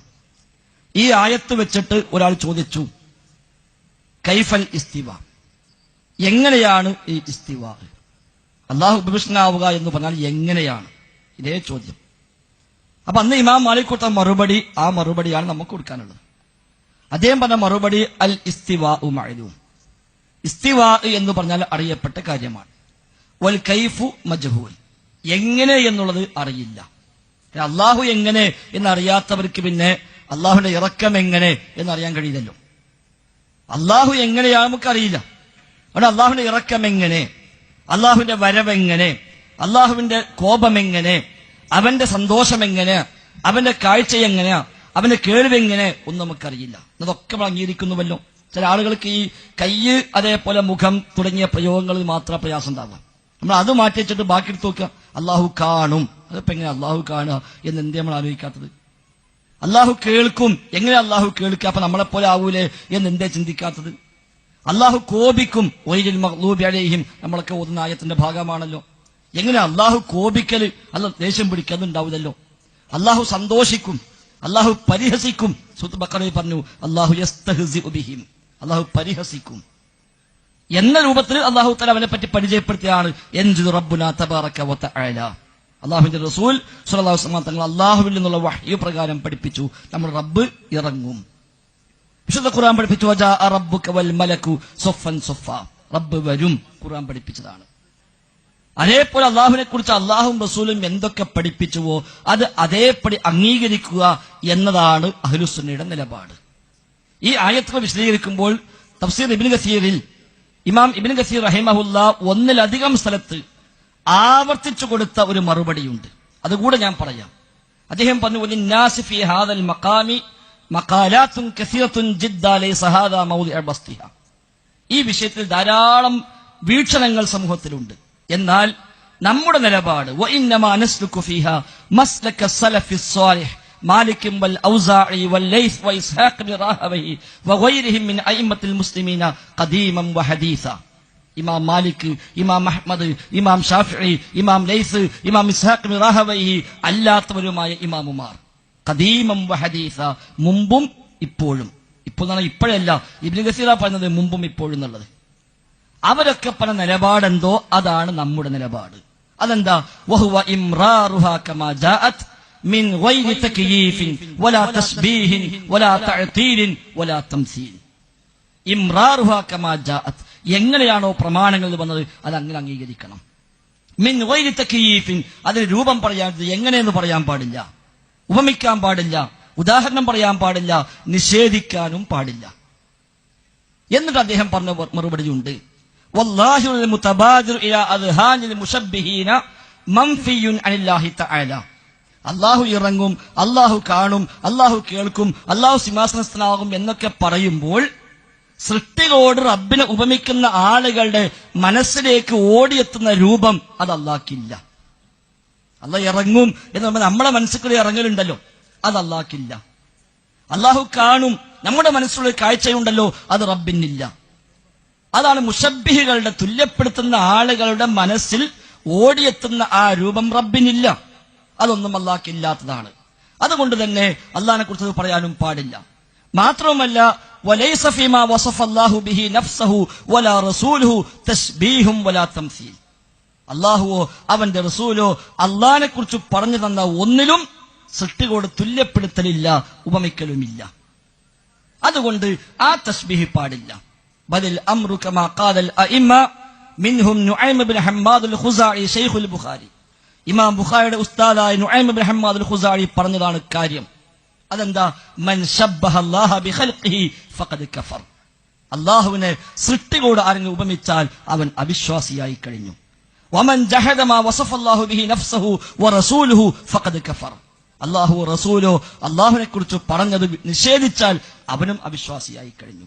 വലൈസ ഫീമാ വസഫ അല്ലാഹു ബിഹി നഫ്സഹു വലാ റസൂലുഹു തശ്ബീഹും വലാ തംസീൽ. അല്ലാഹും റസൂലും അല്ലാഹുവിനെ കുറിച്ച് പറഞ്ഞതിൽ തശ്ബീഹില്ല, തംസീലില്ല. അതുകൊണ്ട് ആ നിലക്ക് ആര് അംഗീകരിച്ചുവോ എങ്കിൽ ഫഖദ് സലക സബീലൽ ഹുദാ, നേരായ വഴിയിൽ അവൻ പ്രവേശിച്ചു കഴിഞ്ഞുവെന്ന് ഇബ്നു കസീർ റഹിമഹുല്ലാ രേഖപ്പെടുത്തി വെക്കുന്നു. അതുകൊണ്ട് അല്ലാഹു ഇറങ്ങും, ഖുർആനും ഹദീസും പഠിപ്പിച്ച കാര്യമാണ്. എങ്ങനെ? അല്ലാഹു അഅലം. അല്ലാഹു കാണും, ഖുർആനും ഹദീസും പഠിപ്പിച്ച കാര്യമാണ്. എങ്ങനെ? അല്ലാഹു അഅലം. അല്ലാഹു സന്തോഷിക്കും, ഖുർആനും ഹദീസും പഠിപ്പിച്ച കാര്യമാണ്. എങ്ങനെ? അല്ലാഹു അഅലം. അല്ലാഹു ദേഷ്യപ്പെടും, അവൻ കോപിക്കും, അവൻ സംസാരിക്കും, അവൻ കേൾക്കും. എങ്ങനെ? അല്ലാഹു അഅലം. എങ്ങനെ ചോദ്യം പോലും പാടില്ല. ഇമാം മാലിക് റഹിമഹുല്ലാ അവസാനം പറഞ്ഞു അഖ്രിജു ഹാദ റജുൽ ഇൻ അറാഹു ഇല്ലാ റജുല സൂഇൻ. ഈ ചോദ്യം ചോദിച്ച ആള് ഒരു മോശപ്പെട്ട ആളാണെന്നാണ് ഞാൻ മനസ്സിലാക്കുന്നത്. അതുകൊണ്ട് അയാളെ പുറത്താക്കണമെന്ന് ഇമാം മാലിക് അന്ന് പറഞ്ഞു. നിങ്ങളെ പറ്റല്ല കേട്ടോ, അങ്ങനെ വിചാരിക്കരുത്. ഇമാം മാലിക് റഹിമഹുല്ലാ അന്ന് പറഞ്ഞു. അള്ളാന്റെ റസൂൽ സ്വഹാബിമാർക്ക് ഈ ആയത്തൊക്കെ ഓതി പഠിപ്പിച്ചു, ഈ ഹദീസൊക്കെ പറഞ്ഞു കൊടുത്തു. ഒരൊറ്റ സ്വഹാബി ചോദിച്ചില്ല എങ്ങനെ റസൂലെ അള്ളാഹു ഇറങ്ങുക, എങ്ങനെ അള്ളാഹുവിന്റെ വരവ്, ഒരു സ്വഹാബി ചോദിച്ചില്ല. സ്വഹാബിമാർ താബികൾക്ക് പഠിപ്പിച്ചു കൊടുത്തു, ഒരു താബിയും ചോദിച്ചിട്ടില്ല. അപ്പൊ അന്നൊന്നും ഇല്ലാത്തൊരു പുതിയ ചോദ്യം അവിടെ വരുന്നു. അതൊരു ബിദ്അത്തിന്റെ, ഒരു പുതിയ നയത്തിന്റെ തുടക്കമായി ഇമാം മാലിക് റഹിമഹുല്ലാ മനസ്സിലാക്കുന്നു എന്ന് അദ്ദേഹം പറഞ്ഞു. ഇയാൾ ഉദ്ദേശം ശരിയല്ല, ഇയാൾ ദുരുദ്ദേശമുള്ള ആളാണ് ഞാൻ മനസ്സിലാക്കുന്നു എന്ന് ഇമാം മാലിക് പറഞ്ഞെങ്കിൽ അഹ്ലുസുന്നയുടെ നിലപാട് എല്ലാ കാലത്തും. അതാണ് അള്ളാന്റെ വിശേഷണങ്ങൾ എങ്ങനെ എന്ന ചോദ്യത്തിന് സൃഷ്ടികൾക്കാർക്കും ഉത്തരം പറയാൻ കഴിയില്ല. അള്ളാഹു അതിൽ വല്ലതും പഠിപ്പിച്ചെന്നിട്ടുണ്ടെങ്കിൽ അത് പറയാമെന്നല്ലാതെ അള്ളാഹിനെ കുറിച്ച് പറയാൻ അള്ളാഹ്ക്ക് മാത്രമേ അവകാശമുള്ളൂ, അവന്റെ റസൂലിന് മാത്രമേ അവകാശമുള്ളൂ, അതിനപ്പുറം ഒന്നുമില്ല. ഇനി അതിനപ്പുറത്ത് മറ്റൊരു വിഷയം നമ്മൾ പറഞ്ഞു വെക്കുക. ഇപ്പൊ ഈ അള്ളാഹിനെ കുറിച്ച് ഇതൊക്കെ പറയുമ്പോൾ പലർക്കും എങ്ങനെ പലത് ശരിയാവോ, അതിന് കുറെ അവിശ്വസനീയതകൾ. സമാനമായി മാലിം മുഴുവൻ റാത്തീബിലും കുത്തുബിലും ശൈഖന്മാരെ പറ്റി പറഞ്ഞാലോ അവിടെ ഒരു പ്രശ്നമില്ല. ഉദാഹരണമായിട്ട് ഭൂമി ഒരുണ്ട പോൽ എൻ കയ്യിലെന്നോവർ, ഭൂമി അതൊക്കെയും ഒരു ചൂമാടെന്നോവർ. ഭൂമി ഒരു ഉണ്ട പോലെ എന്റെ കയ്യിലാണ്. നമ്മൾ ആരെങ്കിലും ഇക്കാര്യം ഉസ്താദ് ചോദിച്ചു, ഉസ്താദെ അതിപ്പോ എങ്ങനെ നടക്കുക? മൊയ്തീൻ ശൈഖ് ഭൂമിയിലല്ലേ ജീവിച്ചത്, എന്നിട്ട് പിന്നെ മാലയെ പറയാ ഭൂമി ഒരു ഉണ്ട പോലെ എന്റെ കയ്യിലാണ്, അതെങ്ങനെ വിശ്വസിക്കുക എന്നാരും ചോദിച്ചില്ല. ഭൂമി അതൊക്കെയും ഒരു ചുമടെന്നോവർ, ഭൂമി മൊത്തം ഒരു സ്റ്റെപ്പ് വെക്കാനേ ഉള്ളൂ ഷെയ്ഖിന്. ഒരു സ്റ്റെപ്പ് വെച്ചാൽ ഭൂമി കഴിയും. നമ്മൾ പണ്ട് ഈ ഓണത്തിനൊക്കെ കേട്ടിരുന്നു, മറ്റേ വാമനം വന്നിട്ട് അളന്നെടുത്തുകൊണ്ടായതൊക്കെ നമ്മളെ ഐതിഹ്യം എന്നാ പറഞ്ഞിരുന്നത്. ഇവിടെ പറഞ്ഞ എന്താ, ഭൂമി അതൊക്കെയും ഒരു ചുമടെന്നോവർ, ഒറ്റ സ്റ്റെപ്പ് വെക്കാൻ ഭൂമി തികയുള്ളൂ എന്നാണ് പഠിപ്പിക്കുന്നത്. അവിടെ ആർക്കും ഈ അവിശ്വസനീയത തോന്നുന്നില്ല. മാത്രമല്ല ഭൂമി 40 കൊല്ലം ചുറ്റി നടന്നു എന്ന് അപ്പുറത്തും പറയുന്നുണ്ട്. 40 കൊല്ലം ചുറ്റി നടന്നു. ഇരിയെന്ന ഏകൽ കേട്ടാരേ ഇരുന്നോവർ. ഇനി അവിടെ ഇരുന്നോ എന്ന് എനിക്ക് ഓർഡർ കിട്ടിയപ്പോ ഞാൻ ഇരുന്നു. അതുവരെ ചുറ്റി നടന്നു ഭൂമിയിൽ. എങ്ങനെ ചുറ്റി നടക്കുക? ആകെ ഒരു സ്റ്റെപ്പ് വെക്കാനേ ഉള്ളൂ. അതാണ് ഈ കയ്യെ പിടിച്ച് ഉണ്ട പോലെ നിൽക്കുന്നതാണ്. അപ്പൊ ഷെയ്ഖ് എവിടെ നിൽക്കുന്നത്? ആ ചോദ്യമൊന്നും പ്രസക്തല്ലതാ. ഭൂമി കയ്യെ പിടിച്ച് നിൽക്കുക, ആ ഭൂമിയിൽ ഒരു സ്റ്റെപ്പ് വെക്കാനേ ഉള്ളൂ, അത് 40 കൊല്ലം ചുറ്റിക്കറങ്ങി എടുക്കുക. ഇനി ഇരുന്നോന്നപ്പോ ഇരിക്കുക. മാത്രമല്ല ഒരു കാമൽ നിന്നിട്ട് ഒരു ഖത്തം തീർത്തോവർ, ഒരു ചൊൽമുതലായി 3 ആണ്ട് കാത്തോവർ. ഒരു കാലിൽ നിന്ന് ഒരു ഖത്തം ഓതി തീർത്തു. മണി മറ്റുമായി ജമ്മ് ചെയ്യാം, കാരണം ഒരു കാലം വെക്കാൻ സ്ഥലമുള്ളൂ, രണ്ടാമത്തെ കാലം വെക്കാൻ സ്ഥലമില്ലല്ലോ. രണ്ടാമത്തെ കാലം വെക്കാൻ സ്ഥലമില്ല, അതുകൊണ്ടായിരിക്കുമെന്ന് വേണമെങ്കിൽ പറയാം. ഒരു ചൊൽ മുതലായി 3 ആണ്ട് കാത്തോവർ, ഒരു വാക്ക് മുഖവിലക്കെടുത്തിട്ട് 3 കൊല്ലം വെയിറ്റ് ചെയ്തു. അതെങ്ങനെയാ? ഷെയ്ഖ് നടന്നു പോകുമ്പോ വേറെ ഷെയ്ഖിനെ വഴിയിൽ നിന്ന് കണ്ടു, വർത്താനൊക്കെ പറഞ്ഞു. അപ്പൊ മറ്റേ ഷെയ്ഖ് മൊയ്തീൻ ഷെയ്ഖിന് ടെസ്റ്റ് ചെയ്യാൻ വേണ്ടി തീരുമാനിച്ചു. അങ്ങനെ വർത്താനൊക്കെ പറഞ്ഞ് വിശേഷമൊക്കെ ചോദിച്ച ശേഷം ആ ഷെയ്ഖ് പറഞ്ഞു, അവിടെ നിൽക്കിയിട്ട് ഞാൻ പണ്ട് വരാറ്. അപ്പൊ അവിടെ നിന്നു. ഇയാള് പോയി, അയാൾ വന്നില്ല. കുറെ മണിക്കൂറുകൾ കാത്തുന്ന അവസാനം ദിവസം മാറി, ആഴ്ച മാറി, മാസങ്ങൾ മാറി, ആള് വരുന്നില്ല. ഇദ്ദേഹം അവിടെ കാത്തിക്കുകയാണ്. അടുത്ത കൊല്ലം ആ ഡേറ്റ് ആയപ്പോ ഉണ്ട് മറ്റേ ഇങ്ങനെ വരുന്നു. ഓ, നിങ്ങളിവിടെ നിൽക്കുന്നില്ല, സോറി, ഞാൻ മറന്നുപോയി. വർത്താനൊക്കെ പറഞ്ഞ് അങ്ങനെ ക്ഷമാപണമൊക്കെ പറഞ്ഞ് അതിനിടയ്ക്ക് പഠിക്കിട്ടു ഞാൻ പണ്ട് വരാറ്. ഇയാള് പിന്നെയും പോയി. പിന്നെ ഇയാള് വന്ന് 1 കൊല്ലം കഴിഞ്ഞിട്ട് അടുത്ത കൊല്ലം അതേ ഡേറ്റിൽ അതേ സമയത്തിന്റെ ഇയാള് വന്നു. അപ്പോഴും മൊയ്തീൻ ശൈഖ് അവിടെ പോയിട്ടില്ല. അന്നും ക്ഷമാപണം നടത്തി വർത്താനൊക്കെ പറഞ്ഞു. ഇയാള് പിന്നെ പറഞ്ഞു ഇവിടേക്ക് ഞാൻ വരാറ്. ഇയാള് പിന്നെയും പോയി. ഞാൻ അപ്പോഴേക്കും കോളറിൽ പിടിക്കണം, ഇനി അവിടെ കുറെ കാലം ഇപ്പൊ എന്നെ പറ്റിക്കണ് എന്ന് പറയണ്ടേ. അടുത്ത കൊല്ലം അതേ ഡേറ്റിൽ ഇയാള് പിന്നെ വന്നു. അപ്പോഴും ഷെയ്ഖ് അവിടെ. ഇപ്പൊ മനസ്സിലായി, ആള് ഉഷാറാട്ടോ. അതാണ് ഒരു ചൊൽ മുതലായി 3 ആണ്ട് കാത്തോവർ. ഒരു വാക്ക് മുഖവിലക്കെടുത്ത് 3 കൊല്ലം വെയിറ്റ് ചെയ്ത ആളാ മൊയ്തീൻ ശൈഖ്. അപ്പൊ അവിടെ നിന്ന് നമുക്ക് ഒരു അവിശ്വസനീയതയുമില്ല. അള്ളാഹിനെ കുറിച്ച് അള്ളാഹ് പറയാം, അള്ളാഹിന്റെ റസൂല് പറയാം.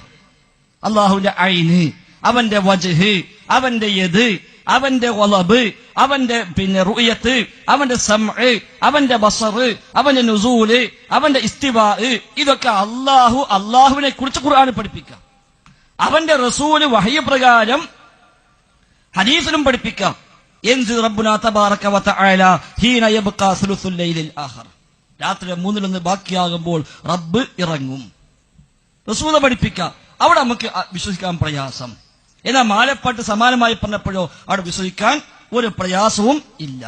ഇനി അങ്ങനെ പറഞ്ഞാൽ മാലപ്പാട്ട് എന്തെല്ലാം ഓരോ മാലെടുത്താലും ധാരാളമായി കാണാൻ പറ്റും. മറുകാര ഇല്ല കടൽ ഞാനെന്നോ അവർ, മനുഷ്യനറിയാത്ത വസ്തു ഞാനെന്നോ അവർ. മറുകര ഇല്ലാത്ത കടലാണ് ഞാൻ, അപ്പുറത്ത് കര കാണാത്ത കടലാണ് ഞാൻ, മനുഷ്യനറിയാത്ത വസ്തു ഞാനെന്നോ അവർ. ഒരു മനുഷ്യന്മാർക്ക് അറിയാത്ത വസ്തുവാണ് ഞാൻ. ഇങ്ങനെ എത്ര എത്ര എത്ര കഥകൾ. അപ്പൊ അവിടെ ഒന്നും നമ്മുടെ നാട്ടിൽ ആർക്കും അവിശ്വസനീയതയില്ല. അള്ളാഹുവിനെ കുറിച്ച് അള്ളാഹും റസൂലും എന്ത് പറഞ്ഞു അതാണ് അവിശ്വസനീയത. അപ്പൊ എവിടെ ഉണ്ടെങ്കിലും യൂട്യൂബിലോ ഗൂഗിളിലോ എവിടെ ഉണ്ടെങ്കിലും അത് മുജാഹിദീങ്ങളെ വക അതിലൊന്നുമില്ല. അള്ളാഹും അവന്റെ റസൂലും അള്ളാഹുവിനെയും റസൂലിൻ അള്ളാഹും അവന്റെ റസൂലും അള്ളാഹുവിനെ സംബന്ധിച്ച് എന്ത് പറഞ്ഞുവോ അത് അതേപടി പറയുന്നു എന്ന് മാത്രം. ഇനി അള്ളാഹ്ക്ക് ഉണ്ട് എന്ന് പറഞ്ഞ ഒന്ന് ഇല്ലെന്ന് പറയാൻ നമ്മൾ ആളുകളല്ല. അള്ളാഹുവിനെ സംബന്ധിച്ച് അള്ളാഹു തആല ഇല്ലെന്ന് പറഞ്ഞ ഒന്ന് ഉണ്ടെന്ന് പറയാനും നമ്മൾ ആളുകളല്ല. റബ്ബിനെ കുറിച്ച് റബ്ബും റസൂലും പഠിപ്പിച്ച ഒന്നിന് നമ്മുടെ വക വ്യാഖ്യാനം പറയാനും നമ്മൾ ആളുകളല്ല. നേരെ മറിച്ച് നേരത്തെ ഞാൻ പറഞ്ഞ പോലെ ബലിൽ അംറു കമാ ഖാലൽ അഇമ്മ, ഇമാമുമാരെല്ലാം എന്തു പറഞ്ഞു അതാണ് ആ വിശുദ്ധ നിലപാട്. അതാണ് ഇമാം ഷാഫിയുടെ നിലപാട്, അതാണ് ഇമാം മാലിക്കിന്റെ നിലപാട്, ഏതാണ് ഇമാം അബൂ ഹനീഫയുടെ നിലപാട്, അതാണ് ഇമാം അഹ്മദിന്റെ നിലപാട്. അതുകൊണ്ട് നമ്മളൊക്കെ നാട്ടിൽ നിങ്ങളൊക്കെ ഉസ്താദുമാര് പറയുമല്ലോ, നമുക്ക് കർമ്മരംഗത്ത് ഷാഫി, ഹനഫി, ഹംബലി, മാലിക്കി, വിശ്വാസ രംഗത്തോ അശ്അരി, മാതുരിദീന. ഷാഫി ഇമാമിന്റെ നിസ്കാരം പോലെ നിസ്കരിക്കുക, വിശ്വാസം ഷാഫി ഇമാമിന്റെതല്ല, അത് അശ്അരി ഇമാമിലേക്ക് പോവുക, അല്ലെങ്കിൽ മാതുരിദിക്ക് പോവുക. അതെന്താ ഇമാം ഷാഫി വിശ്വാസ രംഗത്ത് നമ്മൾ മാറ്റിപ്പിടിച്ചത്? ഇമാം ഷാഫിയുടെ വിശ്വാസം നമ്മൾ സ്വീകരിക്കും എന്നെന്തേ പറയാത്തത്? അത് പറഞ്ഞവ മുജാഹിദാകും ആ രംഗത്ത്. അതുകൊണ്ടാണ് അവിടെ മാറിപ്പോകുന്നത് എന്ന് കൂടി സൂചിപ്പിക്കുന്നു. ബോധ്യപ്പെട്ടുണ്ടാകും എന്ന് വിചാരിക്കുന്നു. ഇനി അടുത്ത കൊടുക്കല്ലേ? ഒന്നും കൂടി ആയിക്കോട്ടെ, ഒറ്റ കാര്യം കൂടി. ശരി, അത് ഒന്നായിട്ട് ഞാൻ ചോദിച്ചിട്ട് മാറും. ഒന്ന്, അവസാനം പ്രസംഗിച്ച പേരെനിക്കറിയില്ല, ഫിർഔൻ അവസാനം വിശ്വസിച്ചു, പക്ഷെ അള്ളാഹ് വിട്ടില്ല. കാരണം വിശ്വസിച്ച ആളെ ചതിച്ചു കൊന്നതിന്റെ അർത്ഥം വരുവാന്നറിയില്ല. കാരണം അവസാനം വിശ്വസിച്ചു എന്ന് പറഞ്ഞ് വിശ്വാസം നടിച്ചു എന്നല്ല. പിന്നെ ഒന്ന്, മൂസാ നബിയിലും ഈസാ നബിയിലും വിശ്വസിച്ച ആളുകളായിരുന്നു മക്ക മുശ്രിക്കുകൾ. എന്നാൽ അവർ പ്രബോധനം ചെയ്ത ആ ആശയം വിശ്വസിച്ച ആളുകളായിരുന്നു മക്ക മുശ്രിക്കുകൾ എന്നും പറഞ്ഞിട്ടുണ്ട്. ഇത് രണ്ടും ഒരു വൈരുദ്ധ്യം പോലെ എനിക്ക് തോന്നുന്നു. ശരി, വൈരുദ്ധ്യമില്ല. ഫിർഔൻ വിശ്വസിച്ചു എന്നത് ഖുർആനാണ് പഠിപ്പിച്ചത്. ആമൻതു ബിറബ്ബി മൂസ വഹാറൂന. ആമൻതു, ഞാൻ ഈമാൻ ഉൾക്കൊണ്ടു, ഞാൻ വിശ്വസിച്ചു, ബിറബ്ബി മൂസ വഹാറൂൻ, മൂസായുടെയും റബ്ബിന്റെയും മൂസായുടെയും ഹാറൂന്റെയും അലൈഹിമസ്സലാം റബ്ബിൽ ഞാൻ വിശ്വസിച്ചു. പക്ഷെ ആ വിശ്വാസം അംഗീകരിച്ചില്ല. അവൻ വിശ്വസിക്കാൻ തയ്യാറായി, പക്ഷേ അവൻ പ്രഖ്യാപിച്ചാൻ വിശ്വസിച്ചുവെന്ന് അത് അല്ലാഹു തആല അംഗീകരിച്ചില്ല. അല്ലാഹു ചോദിച്ചു, ആന വഖദ് അസൈത മിൻ ഖബ്ൽ, ഇപ്പോഴാണോ നീ വിശ്വാസം പ്രഖ്യാപിക്കുന്നത്? ഇതിനു മുമ്പ് ധിക്കാരം കാണിച്ചിട്ട് ഈ അവസാന നിമിഷം പിടിക്കപ്പെട്ടപ്പോഴാണോ കാര്യമില്ല? അതാണ് അവിടെ വൈരുദ്ധ്യമല്ല. ആ വിശ്വാസത്തെ അല്ലാഹു തആല അംഗീകരിച്ചില്ല. കാരണം പിടിക്കപ്പെട്ടപ്പോ ഇനി ഞാൻ ചെയ്യൂല എന്ന് പറഞ്ഞ അർത്ഥമല്ലോ. അതുവരെ തോന്നിയാസം ചെയ്ത് നടന്നിട്ട് അവസാനം പിടിച്ചുകൊണ്ടുപോകുമ്പോ ഒരു തെറ്റുപറ്റിപ്പോയി എന്ന് പറഞ്ഞാൽ അവിടെ കേട്ടോ, ഇനി അവിടെ നിൽക്കുന്നവരില്ലേ നമ്മളാണെങ്കിലും. അപ്പൊ അവിടെ റബ്ബ് ആ വിശ്വാസത്തെ റബ്ബ് അംഗീകരിക്കുന്നില്ല. ഇനി ഫിറൗന്റെ വിഷയത്തിന് മാത്രമല്ല, നമ്മൾ ഈ തൗഹീദൊക്കെ മനസ്സിലാക്കി നടന്നു, ഒന്നും അംഗീകരിച്ചില്ല. അവസാനം മലക്കുൽ മൗത്ത് റൂഹിനെ പിടിക്കുമ്പോ പഠിച്ചോ ഞാൻ തൗഹീദ് സ്വീകരിച്ചോളാം എന്ന് പറഞ്ഞാൽ ഇനി സ്വീകരിക്കേണ്ട അവിടെ നിന്നോന്ന് പറയും. അത് നമ്മോടും പറയും, ഇനിയിപ്പൊ നീ സ്വീകരിക്കണ്ട, അതിന് ആവശ്യമില്ല, ഇനി ഇങ്ങോട്ട് വാ എന്നാണ് അവിടെയും പ്രതികരണം ഉണ്ടാവുക. അതേപോലെ മൂസാ നബി, ഈസാ നബി അടക്കമുള്ള പ്രവാചകന്മാരൊക്കെ മക്കത്തെ മുശ്രിക്കുകൾക്ക് വിശ്വാസമുണ്ട്, അവർക്കറിയാം. അതിനർത്ഥം അവർ പഠിപ്പിച്ച എല്ലാ ആദർശം അതേപടി ഒരു സ്വീകരിച്ചു എന്നതല്ല. നേരെ മറിച്ച് ആ അംബിയായിനെ പരിചയമുണ്ട്. ആ അംബിയായിന്റെ പിന്മുറക്കാർ ഞങ്ങളാണ് എന്ന് അവർ പലപ്പോഴായി പല വിഭാഗങ്ങൾ വാദിച്ചിട്ടുമുണ്ട്. അതുകൊണ്ടാണ് ഈ മക്കത്തെ മുശ്രിക്കുകൾ ഇബ്രാഹിം നബിന്റെ വിഗ്രഹം കഅബയുണ്ടാക്കിച്ചത്. ഞങ്ങളാ ഇബ്രാഹിം നബിന്റെ ആളുകൾ എന്നാണ് അവരുടെ വാദം. ഞങ്ങളാണ് ഇബ്രാഹിം നബിയുടെ മില്ലത്തിൽ എന്ന് വാദിച്ചുകൊണ്ട് ഇബ്രാഹിം നബിയുടെ വിഗ്രഹം സ്ഥാപിക്കുന്നു. അപ്പൊ അവർക്ക് അതിൽ തെറ്റുപറ്റി. ആ പ്രവാചകന്മാരെ പരിചയമുണ്ട്. മുഹമ്മദ് നബി വരുന്നതിന് മുമ്പേ തന്നെ അത്തരം പ്രവാചകന്മാരെ അവർക്ക് പരിചയമുണ്ടായിരുന്നു. ഇബ്രാഹിം നബി അറിയാം, ഇസ്മായിൽ നബി അറിയാം, മൂസാ നബി അറിയാം. ആ നിലക്കുള്ള പ്രവാചകന്മാരെ അവർക്കൊക്കെ പരിചയമുണ്ട്. പ്രത്യേകിച്ച് അഹ്ലു കിതാബിന്, യഹൂദികൾ, നസോറാക്കൾ തുടങ്ങിയ അഹ്ലു കിതാബിന് ആ പ്രവാചകന്മാരെ പ്രത്യേകിച്ചും പരിചയമുണ്ട്. എന്നാൽ വിശദാംശങ്ങളിൽ അവർക്ക് തകരാറുണ്ട്. ആ പ്രവാചകന്മാർ പഠിപ്പിച്ച ആശയങ്ങൾ അവർ അംഗീകരിച്ചിട്ടില്ല. അതിൽ നിന്ന് വഴിമാറിപ്പോയി, അവർ ശിർക്കിലേക്ക് പോയി. അതുകൊണ്ടാണല്ലോ മുശ്രിക്കായി മാറിയത്. അതേ വഴി അവരുണ്ടെങ്കിൽ അവരെ പറ്റി മുശ്രിക്ക് എന്ന് പറയില്ലല്ലോ. അതുകൊണ്ട് അവർ ആ വഴിയിൽ നിന്ന് മാറി ആ പ്രവാചകന്മാരെ അവർ വിശ്വസിക്കുന്നു. പക്ഷെ പ്രവാചകന്മാർ പഠിപ്പിച്ച ആദർശ തലത്തിൽ അവർ വഴിമാറി പോകുന്നു. അങ്ങനെ ശിർക്കിലേക്ക് അവർ പോകുന്നു. റബ്ബിനെ കുറിച്ച് പോലും തെറ്റായ ഒരുപാട് വിശ്വാസങ്ങൾ വെച്ച് പുലർത്തുന്ന സാഹചര്യം അവർക്കുണ്ട്. ഇപ്പൊ അള്ളാഹിനെ അവർക്ക് വിശ്വാസമുണ്ട്.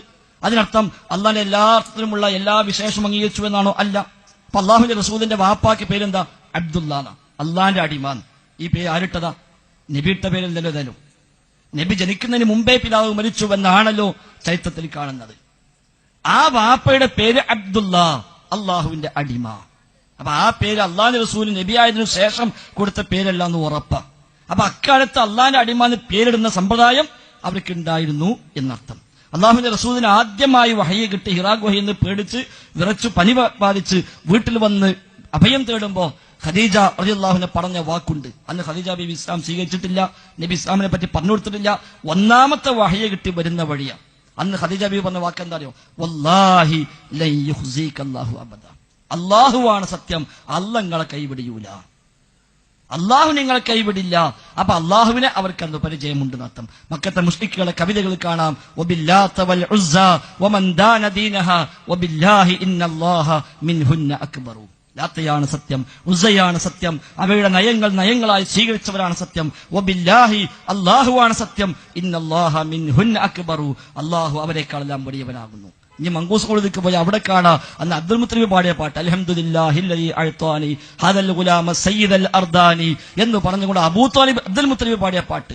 നബി ജനിച്ചപ്പോ ആ കുട്ടിയെയും എടുത്ത് അബ്ദുൽ മുത്തലിബ് കഅബയിലേക്ക് വന്നതാ. എന്നാൽ അബ്ദുൽ മുത്തലിബ് പാട്ട് പാടി അൽഹംദുലില്ലാഹില്ലദീ അഅ്താനി ഹദൽ ഗുലാം, ഈ കുട്ടി എനിക്ക് തന്ന അള്ളാഹുവിനാകുന്നു സർവസ്തുതിയുമെന്ന് അൽഹംദുലില്ലാഹ് എന്ന് പറഞ്ഞ അബ്ദുൽ മുത്തലിബാണെന്ന മൗലിദ് കിതാബ് പഠിപ്പിക്കുന്നത്. അപ്പൊ അതൊക്കെ തന്നെ അതിൽ ധാരാളമാണ് എന്ന് കൂടി സൂചിപ്പിക്കുന്നു. ശരി, അടുത്ത ആള് ചോദിക്കട്ടെ.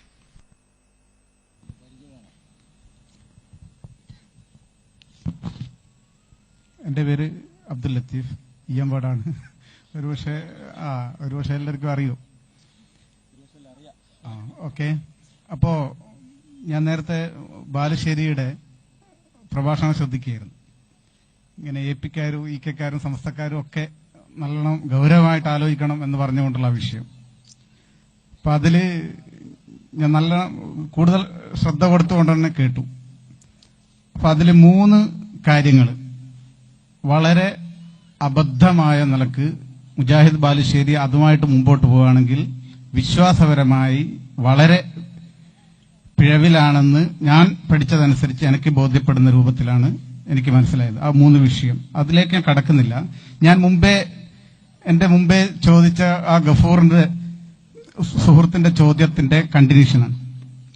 അതായത് ഇവിടെ ഇരിക്കുന്ന ഈ ഓഡിയൻസ് മൊത്തം ഏറെക്കുറെ ബഹുഭൂരിഭാഗവും സമസ്തയുടെ അല്ലെങ്കിൽ ഈ പറയപ്പെട്ട 3 വിഭാഗങ്ങളുടെ മദ്രസകളിൽ പാഠശാലകളിൽ പഠിച്ചവരാണ്.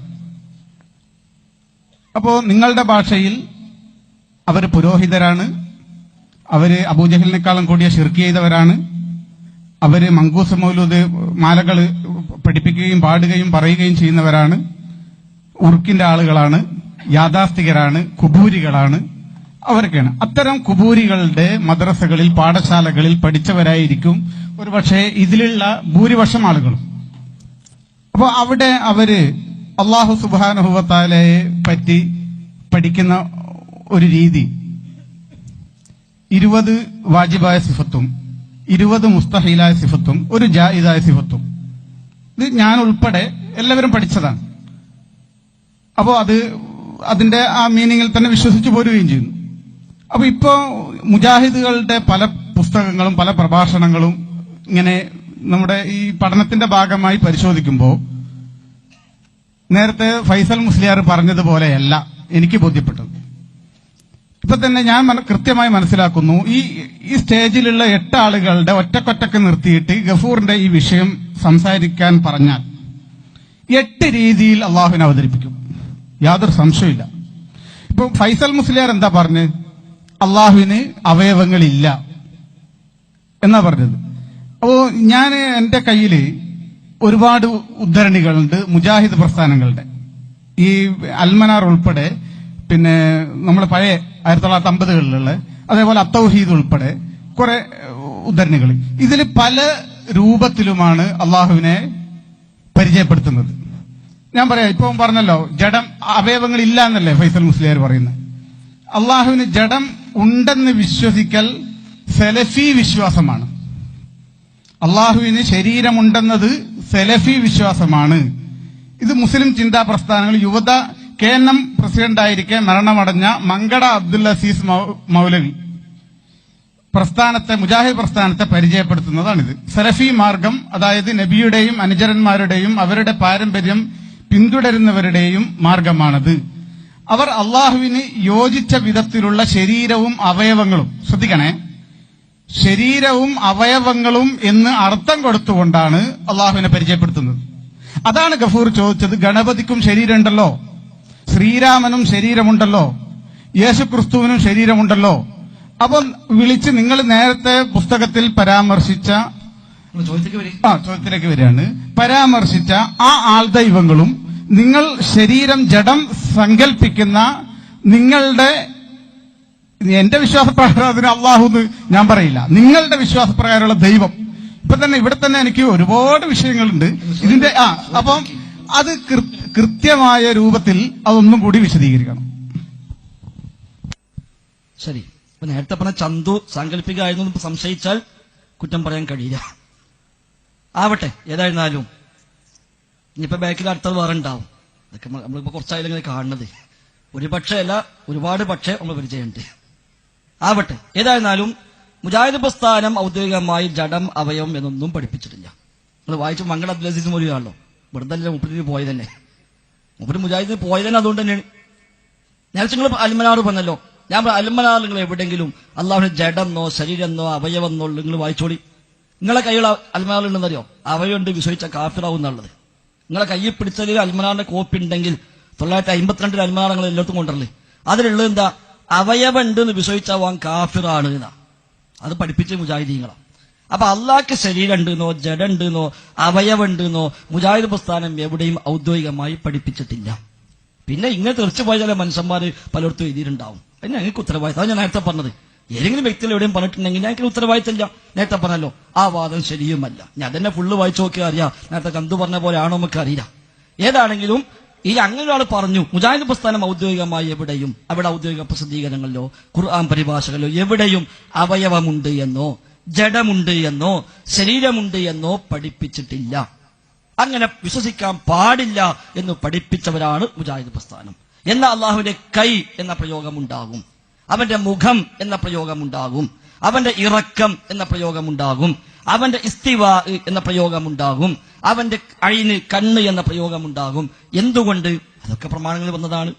എന്നാൽ അവിടെ തന്നെ പഠിപ്പിക്കുന്നു അതൊന്നും സൃഷ്ടി കൊണ്ട് തുല്യപ്പെടുത്താൻ പാടില്ല, സൃഷ്ടികളെപ്പറ്റി നമ്മുടെ മനസ്സിലേക്ക് വരുന്ന അതൊന്നും ഉണ്ടാകാൻ പാടില്ല എന്ന് പ്രത്യേകമായി പറയുന്നത്. നേരത്തെ ഞാൻ എന്റെ വക ഒന്നും പറഞ്ഞിട്ടില്ലല്ലോ, എന്റെ വക ഒന്നും പറഞ്ഞില്ല. പിന്നെ ഇബ്നു കസീർ റഹിമഹുള്ള തഫ്സീറിൽ പറഞ്ഞ ഇമാം ഷാഫിഈ, ഇമാം അഹ്മദ്, ഇമാം മാലിക്, ഇമാം lies, Ishaq bin Rahwayh, നുഐം bin Hammad അൽ ഖുസാഇ റഹിമഹുമുള്ള അടക്കമുള്ള ആദ്യകാല ഇമാമുമാർ, ഇത് 2-3 നൂറ്റാണ്ടുകൾ ജീവിച്ച ആദ്യകാല ഇമാമുമാർ, ആ ഇമാമുമാർ പറഞ്ഞ നിലപാടാണ് ഇവിടെ പറഞ്ഞത്.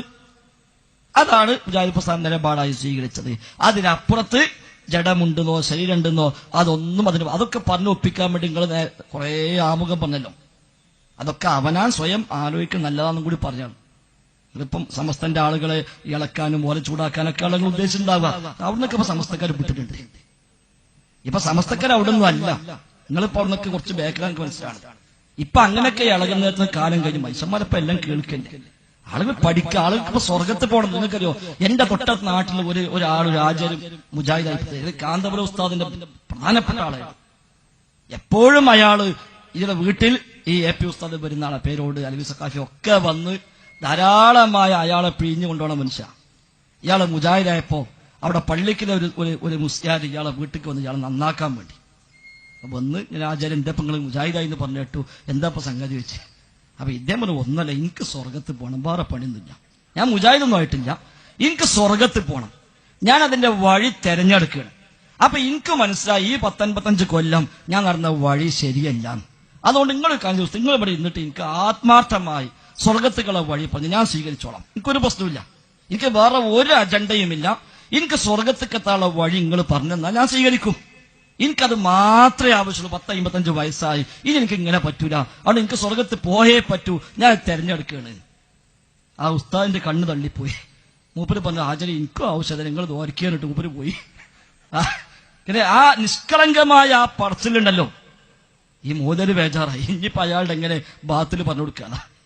ഇങ്ങനെ ഹക്കന്വേഷിക്കുന്ന മനുഷ്യനോട് ഇനിയിപ്പോ ബാത്തിൽ പറഞ്ഞു കൊടുക്കാൻ പറ്റുന്നല്ലോ. മൂപ്പര് പറഞ്ഞു, ഉസ്താദ് എനിക്കും ആചാര്യ എനിക്കും ആവശ്യം തന്നെയാണ്, നിങ്ങൾ ദോരിക്ക് എനിക്കും വേണ്ടി ഞങ്ങൾക്കും ദോരിക്കാം എന്ന് പറഞ്ഞ് മൂപ്പര് അവിടെ നിന്ന് പോവുക ചെയ്തത്. അപ്പം മനുഷ്യന്മാരിപ്പോ അവിടെ ഉള്ളത്, ആളുകൾക്ക് ഇപ്പോ ദീന് പ്രകാരം ജീവിക്കണം എന്നൊരു മനസ്സുണ്ട്. നിങ്ങൾ കുറച്ച് ആൾക്കാർക്ക് മാത്രമേ ഇല്ലാത്തുള്ളൂ. നിങ്ങൾക്കത് ഉണ്ടാകണം എന്നാ പറഞ്ഞത്. നിങ്ങൾ ബാലുശ്ശേരിന്റെ പ്രസംഗം ശരിക്കും ശ്രദ്ധിച്ചോണ്ടല്ലോ, അൽഹംദുലില്ലാഹ് നല്ലൊരു ലക്ഷണമാണ്, സാധാരണ ചെയ്യലില്ല. അപ്പൊ ഏതായിരുന്നാലും എല്ലാ മനുഷ്യന്മാർക്കും ഇപ്പൊ അത്രേ ഉള്ളൂ. ആളുകൾക്ക് ദീന് പ്രകാരം ഇപ്പൊ നാട്ടിലൊക്കെ പ്രശ്നങ്ങളും ആകെ പ്രയാസങ്ങളും, ആളുകൾ ഇതിനൊക്കെ പാഠം ഉൾക്കൊണ്ടുകൊണ്ട് റബ്ബിലേക്ക് മടങ്ങുക, ദീനിക്ക് മടങ്ങുകയാണ്. അവിടെ ആളുകൾ ദീന് പഠിക്കുന്നതാണ്. അത് ആത്മാർത്ഥമായി പറഞ്ഞു കൊടുത്താൽ പോരെ, അതിനപ്പുറത്തൊന്നുമില്ലല്ലോ. അപ്പൊ അതുകൊണ്ട് ഞാൻ പറയട്ടെ, ഇനിയിപ്പോ പറഞ്ഞല്ലോ മുജാഹിദ് ബാദ്ശാന്റെ 3 പരാമർശം അബദ്ധാണ്, തിരുത്താം. അതല്ലേ വേണ്ടത്. അത് തിരുത്തണം, ഒരു കുഴപ്പമില്ല. പക്ഷെ അബദ്ധാന്ന് നിങ്ങൾ ബോധ്യപ്പെടുത്തണം. നമ്മളൊക്കെ തിരുത്തും, അതിൽ ഒരു പ്രശ്നമില്ല. ഞങ്ങളൊക്കെ നിലപാടുകളിൽ പ്രമാണപ്രകാരം ഖുർആനും ഹദീസും അനുസരിച്ച് നിങ്ങളുടെ നിലപാടിൽ ഇന്ന അബദ്ധമുണ്ട് എന്ന് ആര് ചൂണ്ടിക്കാണിച്ചാലും അൽഹംദുലില്ലാഹ് തിരുത്തുകയും ആ ചൂണ്ടിക്കാണിച്ച ആൾക്ക് വേണ്ടി പ്രാർത്ഥിക്കുകയും ചെയ്യും. ഇൻഷാ അല്ലാഹ് സംശയമൊന്നുമില്ല. ചൂണ്ടിക്കാണിച്ച ആൾക്ക് വേണ്ടി പ്രാർത്ഥിക്കും, അതല്ലേ നമ്മള്. അതെ, പക്ഷെ അങ്ങനെ മറ്റേ മൗലൂദിൽ ഇങ്ങനെയുണ്ട്, മറ്റേ പാള കിതാബിൽ ഇങ്ങനെയുണ്ട്, ഞങ്ങളെ മദ്ഹബിൽ ഇങ്ങനെയുണ്ട്, അത് മതിയാവൂല. അല്ലാഹു തആല പറഞ്ഞു, അള്ളാന്റെ റസൂല് പറഞ്ഞു എന്ന് പ്രമാണം വെച്ച് ഇതാ നിങ്ങളുടെ വിശ്വാസം അതിനെതിരാണ് എന്ന് കൃത്യമായി ബോധ്യപ്പെടുത്തിയാൽ തിരുത്താൻ ഒരു മടി നമുക്കും ഉണ്ടാകാൻ പാടില്ല. ഇതൊക്കെ സഹോദരങ്ങളെ പരലോകത്തിന്റെ വിഷയമല്ലേ. ഞാൻ നേരത്തെ എത്ര ഭംഗിയായി വിശദമായി പറഞ്ഞു. അള്ളാഹിനെ കുറിച്ച് അള്ളാഹും അവന്റെ റസൂലും എന്ത് പഠിപ്പിച്ചോ അത് വിശ്വസിക്കണം. അതിലെവിടെയും ശരീരം പഠിപ്പിച്ചിട്ടില്ല. ശരീരമുണ്ടെന്ന് പറഞ്ഞ പിഴച്ച കക്ഷികൾ ലോകത്തുണ്ടായിട്ടുണ്ട്. മുജസ്സിമുകൾ, അള്ളാഹ്ക്ക് ജിസ്മുണ്ട്, ശരീരമുണ്ട് എന്ന് വാദിച്ചവരാണ് മുജസ്സിമുകൾ. ആ മുജസ്സിമുകൾക്ക് ഖണ്ഡനം പറഞ്ഞവരാ സലഫിയാണ്. മുജസ്സിമീങ്ങളെ ഏറ്റവും അധികം ശക്തമായി എതിർത്ത ഒരു പണ്ഡിതനാണ് ഇബ്നു തൈമിയ്യ റഹിമഹുല്ലാഹ്. അദ്ദേഹത്തിന് ജഹ്മികൾക്കും മുജസ്സിമുകൾക്കും എതിരായി പ്രത്യേകമായ ഗ്രന്ഥങ്ങൾ തന്നെ രചിക്കുകയും ശരീരമുണ്ട് എന്ന വാദത്തെ ഖണ്ഡിക്കുകയും ചെയ്ത ആളാണ് ഇബ്നു തൈമിയ്യ റഹിമഹുല്ലാഹ്. അതുകൊണ്ട് അതൊക്കെ അങ്ങനെ വെറുതെ അടിച്ചു കാച്ചുമ്പോൾ ഇത്രയും മനുഷ്യന്മാരെ കേൾക്കുന്നു. ലോകത്ത് ഒരുപാട് ഭാഗങ്ങളിൽ ഇത് ഓൺലൈൻ വഴിയും ആളുകൾ കേൾക്കുന്നു. അവരൊക്കെ ഇടയിൽ വെച്ച് ഇങ്ങനെ പറയാൻ പാടില്ല എന്ന് സ്നേഹബുദ്ധിയ സൂചിപ്പിക്കുകയാണ്. അതുകൊണ്ട് ഈ വിഷയത്തിൽ മുജാഹിദ് പ്രസ്ഥാനം ഔദ്യോഗികമായി ഇന്നേവരെ അവിടെ പ്രസിദ്ധീകരണങ്ങളിൽ അള്ളാഹ്ക്ക് അവയവമുണ്ട് എന്നോ ശരീരമുണ്ട് എന്നോ ജഡമുണ്ട് എന്നോ എഴുതിയിട്ടില്ല, പഠിപ്പിച്ചിട്ടില്ല. മംഗൾ അബ്ദുൽ അസീസ് മൗലവി എഴുതിയെങ്കിൽ അത് മുജാഹിദ് പ്രസ്ഥാനം അതും യാതൊരു ബന്ധവുമില്ല എന്ന് കൂടി കൂട്ടത്തിൽ സൂചിപ്പിക്കുന്നു. അങ്ങനെയാണെങ്കിൽ ഹുസൈൻ സലഫിയെയും മുജാഹിദ് പ്രസ്ഥാനത്ത് നിന്ന് പുറത്താക്കേണ്ടി വരും. ഹുസൈൻ സലഫി കിൽത്ത യദൈഹി യമീൻ എന്ന് പറഞ്ഞിട്ട് പേരോടാ മറുപടി പറയണം. കിൽത്ത യദൈഹി യമീൻ അർത്ഥം വെക്കൂ പേരോടാ എന്ന് പറഞ്ഞിട്ട് നാദാവരത്തുനിന്ന് അട്ടഹസിച്ചിട്ടുണ്ട് ഹുസൈൻ സലഫി. അപ്പം ഹുസൈൻ സലഫിയെ നിങ്ങൾ ഏത് ഗണത്തിലാണ് പെടുന്നത്? മങ്കട അബ്ദുൽ അസീസിന്റെ ഗണത്തിലാണോ? അതൊന്ന് പറയും.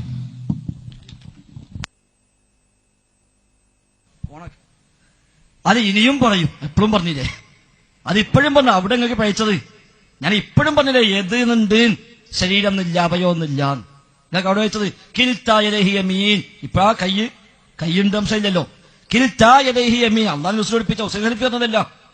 അതിന് ഹുസൈൻ സലഫിനെ പുറത്താക്കില്ല, അത് റസൂലിനെ പുറത്താക്കേണ്ടിരും. അള്ളാഹു റസൂല പഠിപ്പിച്ചത് കിൽത്തായലഹിയമീൻ എന്നുള്ളത്. അപ്പൊ കയ്യുന്നുണ്ടോന്ന് റസൂല് മലയാളത്തിലല്ലോ പഠിപ്പിച്ചത്, അറബിയിലല്ലോ പഠിപ്പിച്ചത്. അപ്പൊ അറബിയാക്ക് എതെന്ന് പറയാ, നമുക്ക് പറയാൻ പാടില്ല എന്നാണോ? ആയിക്കോട്ടെ, നിങ്ങൾ മലയാളി ആയതുകൊണ്ട് നിങ്ങൾ അറബിയാണെങ്കിൽ കൂടി അറബി പറയും, നിങ്ങൾ മലയാളി ആയതുകൊണ്ട് മലയാളത്തിൽ പറയും. അതല്ലേ എല്ലാം അങ്ങനെ തന്നെയല്ലേ, ഏതും അങ്ങനെ തന്നെ. അള്ളാഹു കാണും നിങ്ങൾ പഠിപ്പിക്കുന്നില്ലേ? റസൂൽ എവിടെയെങ്കിലും അള്ളാഹു കാണും നിനക്കണോ? അള്ളാഹു കാണും റസൂൽ പറഞ്ഞിട്ടോ? മലയാളത്തിൽ പറഞ്ഞിട്ടുണ്ടോ? അറബിയിലല്ലേ പറഞ്ഞത്. അള്ളാഹു കേൾക്കും നമ്മളെല്ലാവരും പറയുന്നില്ലേ മലയാളത്തിൽ? റസൂൽ മലയാളത്തിലാണോ പഠിപ്പിച്ചത്? അപ്പൊ അവിടെ ഈ പ്രശ്നമൊന്നുമില്ല. അതാ ഞാൻ നേരത്തെ പറഞ്ഞത്. അള്ളാഹു കാണും, അവൻ കേൾക്കും, അവൻ കോപിക്കും, അവൻ സന്തോഷിക്കും. ഇതൊക്കെ നമ്മൾ വിശ്വസിക്കുന്നു. ഇതൊക്കെ മലയാളത്തിലല്ലേ? അള്ളാഹു റസൂൽ മലയാളത്തിൽ പറഞ്ഞ അവിടെ ഇല്ല, അറബിയിലാ പറഞ്ഞത്. എന്നതുപോലെ കിൽത്തായദൈഹി യമീൻ, അള്ളാഹുവിന്റെ രണ്ട് യദുകളും രണ്ട് കൈകളും യമീനാണ്. ഹദീസിലുണ്ട്, ഒരു സംശയമില്ല. ബുഖാരി മുസ്ലിം അടക്കം ഉദ്ധരിച്ചിട്ടുണ്ട്. അതുകൊണ്ട് തന്നെ അത് ഹുസൈൻ സലഫി പറഞ്ഞു, ഞങ്ങളൊക്കെ പറയുന്നു, ഇനിയും പറയും, അത് ഇനിയും പറയും. അത് പേരോട് മറുപടി പറയാത്ത കാലത്തോളം പേരോട് ഞങ്ങളിപ്പോ കാണുന്നില്ല. മൂപ്പര് ഉള്ളോടത്തൊക്കെ പോയി പറയും, ഒരു സംശയമില്ലല്ലോ. അപ്പം മൂപ്പര് എവിടെയും വരുന്നില്ല, അതേ ഉള്ളൂ. മൂപ്പരാണല്ലോ പിന്നെ നിർത്തിപ്പോയത്. അതുകൊണ്ട് തന്നെ അത് ഇനിയും പറയും. ഏത് പേരോട് വന്നാലും ഏത് മുസ്ലിം എന്നാലും അള്ളാഹു റസൂൽ പറഞ്ഞൊരു കാര്യം പറയാൻ എനിക്കൊരു പ്രശ്നമില്ല. നീ കൈ എന്ന വാക്ക് റസൂൽ പറഞ്ഞേക്കണോ? പറഞ്ഞിട്ടില്ല. കേൾക്കുമെന്ന വാക്ക് പറഞ്ഞേക്കണോ? ഇല്ല. സന്തോഷിക്കുന്നു പറഞ്ഞേക്കണോ? ഇല്ല. കോപിക്കുന്നു പറഞ്ഞേക്കണോ? ഇല്ല. എന്തുകൊണ്ട്? അള്ളാഹു റസൂൽ മലയാളിയല്ല. അള്ളാഹു റസൂൽ അറബി, റസൂൽ വഴുതുന്നത് അറബിയിലാണ്, റസൂൽ കച്ചവടം ചെയ്ത അറബിയിലാണ്, അള്ളാഹു റസൂൽ വർത്തമാനം പറഞ്ഞ അറബിയിലാണ്, അള്ളാഹു റസൂൽ എല്ലാ ഇടപാടും നടത്തിയ അറബിയിലാണ്. അപ്പൊ അറബി പറഞ്ഞു. അല്ല റസൂൽ അത് അറബി പറയാൻ പറ്റില്ല, മലയാളത്തിൽ പറയണം എന്ന് പറഞ്ഞാൽ നടക്കുന്ന കാര്യമില്ലല്ലോ. അതത്രയേ ഉള്ളൂ. അതുകൊണ്ട് അള്ളാഹുവിന്റെ വജഹ്, അവന്റെ ഐന്, അവന്റെ യദ്, അവന്റെ നുസൂല്, അവന്റെ ഇസ്തിവാ, അവന്റെ ഖളബ്, അവന്റെ ഇസ്തിഹ്സാ, അവന്റെ സമഅ്, അവന്റെ ബസർ, ഇതൊക്കെയും അള്ളാഹു റസൂൽ പഠിപ്പിച്ച അറബിയിലാണ്. അതൊക്കെ നമുക്ക് മലയാളത്തിൽ ആക്കാം. ഇത് മാത്രം പറ്റൂല എന്ന് പറഞ്ഞാൽ അത് ഞാൻ ഇനി മലയാളത്തിൽ ആക്കിയിട്ടില്ല ചോദിക്കാം. ഒരു അറബി എന്താ മനസ്സിലാക്കുക? മലയാളിന്റെ പോട്ടെ. ഒരു അറബിക്ക് പറയാം അള്ളാഹിന്റെ യദ് എന്ന് പറയാം, അത് മലയാളി പറയാൻ പാടില്ല എന്നാണോ? അപ്പൊ അവിടെയാണ് വ്യത്യാസം. നേരെ മറിച്ച് അതൊരു അവയവമാണോ? അല്ല. അതാ ഞാൻ പറഞ്ഞത്. നിങ്ങൾ പറഞ്ഞോളി, മുജാഹിദ് പ്രസ്ഥാനം എവിടെ എഴുതിച്ചത്? അള്ളാഹുവിന്റെ അവയവമാണ് എന്ന് എഴുതി നിങ്ങൾ വായിച്ചോളി. നിങ്ങൾ വായിക്കും, ഞങ്ങൾ തിരുത്തിക്കോളാം, അല്ലെങ്കിൽ തൗബ ചെയ്തോളാം. അത് കാണൂല, എവിടെയും കാണൂല. അള്ളാഹുവിന്റെ അവയവമാകുന്നു എന്ന് മുജാഹിദ് പ്രസ്ഥാനം എഴുതി വെച്ചത് കാണൂല. അവന് ശരീരമുണ്ട് എന്ന് എഴുതി വെച്ചത് കാണൂല. അത് കുഫറാണ്. അള്ളാഹ്ക്ക് ശരീരമുണ്ട് വാദിച്ച കുഫറാണ്, ആള് കാഫിറായി പോകും. അങ്ങനെ മുജാഹിദ് പ്രസ്ഥാനം ഔദ്യോഗികമായി എഴുതിയിട്ടുണ്ടോ? നിങ്ങൾ പറഞ്ഞിട്ട് ഒരുപാടുണ്ടെന്ന്. ഇപ്പൊ എവിടേക്കും അതൊക്കെ പോയത്? ഒരുപാടുണ്ടെന്ന് പറഞ്ഞാൽ അൽമനാറ് മറ്റൊക്കെ ഉണ്ട്. എന്റെ അൽമനാറ് വായിക്കാത്തത് നിങ്ങൾക്ക് വായിക്കാൻ കഴിയില്ല. നിങ്ങൾ ഉണ്ടെങ്കിൽ അത് വായിക്കി. നിങ്ങൾ അൽമനാറ് വായിക്കി, അല്ലെങ്കിൽ മുജാഹിദ് പ്രസ്ഥാനം ഔദ്യോഗികമായി എഴുതിയ പ്രസിദ്ധീകരണം വായിക്കി. അള്ളാഹ്ക്ക് ശരീരം ഉണ്ടെന്ന് എഴുതിയത്, അള്ളാഹുവിന് അവയവം ഉണ്ടെന്ന് എഴുതിയത്, അവിടെ ജഡമുണ്ടെന്ന് എഴുതി നിങ്ങൾ വായിക്കി. എങ്കിൽ നിങ്ങൾ പറഞ്ഞ ന്യായമാണ്. അതില്ലാത്ത കാലത്തോളം നിങ്ങൾ കളവ് പറഞ്ഞു തന്നെയാണ് നമ്മൾ മനസ്സിലാക്കുന്നത്. അത് ശരിയല്ല കൂട്ടരെ. ഉള്ളത് പോലെ പറഞ്ഞോളി. എന്താ ഇല്ലാത്ത പറഞ്ഞത്? ഇല്ലാത്ത എന്തിനാ പറഞ്ഞത്? ഞാൻ പറഞ്ഞത് നിങ്ങളെ കയ്യിലുള്ള കോപ്പിയിൽ അൽമനാറിന്റെ കോപ്പി, നിങ്ങൾ സാധാരണ കൊണ്ടെടുക്കുന്ന കോപ്പി ഉണ്ടെങ്കിൽ അതിലുള്ളത് എന്താ? അള്ളാഹുവിന് ജഡമുണ്ട് എന്ന് വിശ്വസിച്ച കാഫിറാണ് അതിലുള്ളത്. അതെന്തെങ്കിലും വായിക്കാൻ ധൈര്യപ്പെടാത്തത്? അപ്പൊ അത് മർദ്ദിച്ചിട്ടാണ് നിങ്ങൾ എന്തിനും മറ്റു പറയണത്.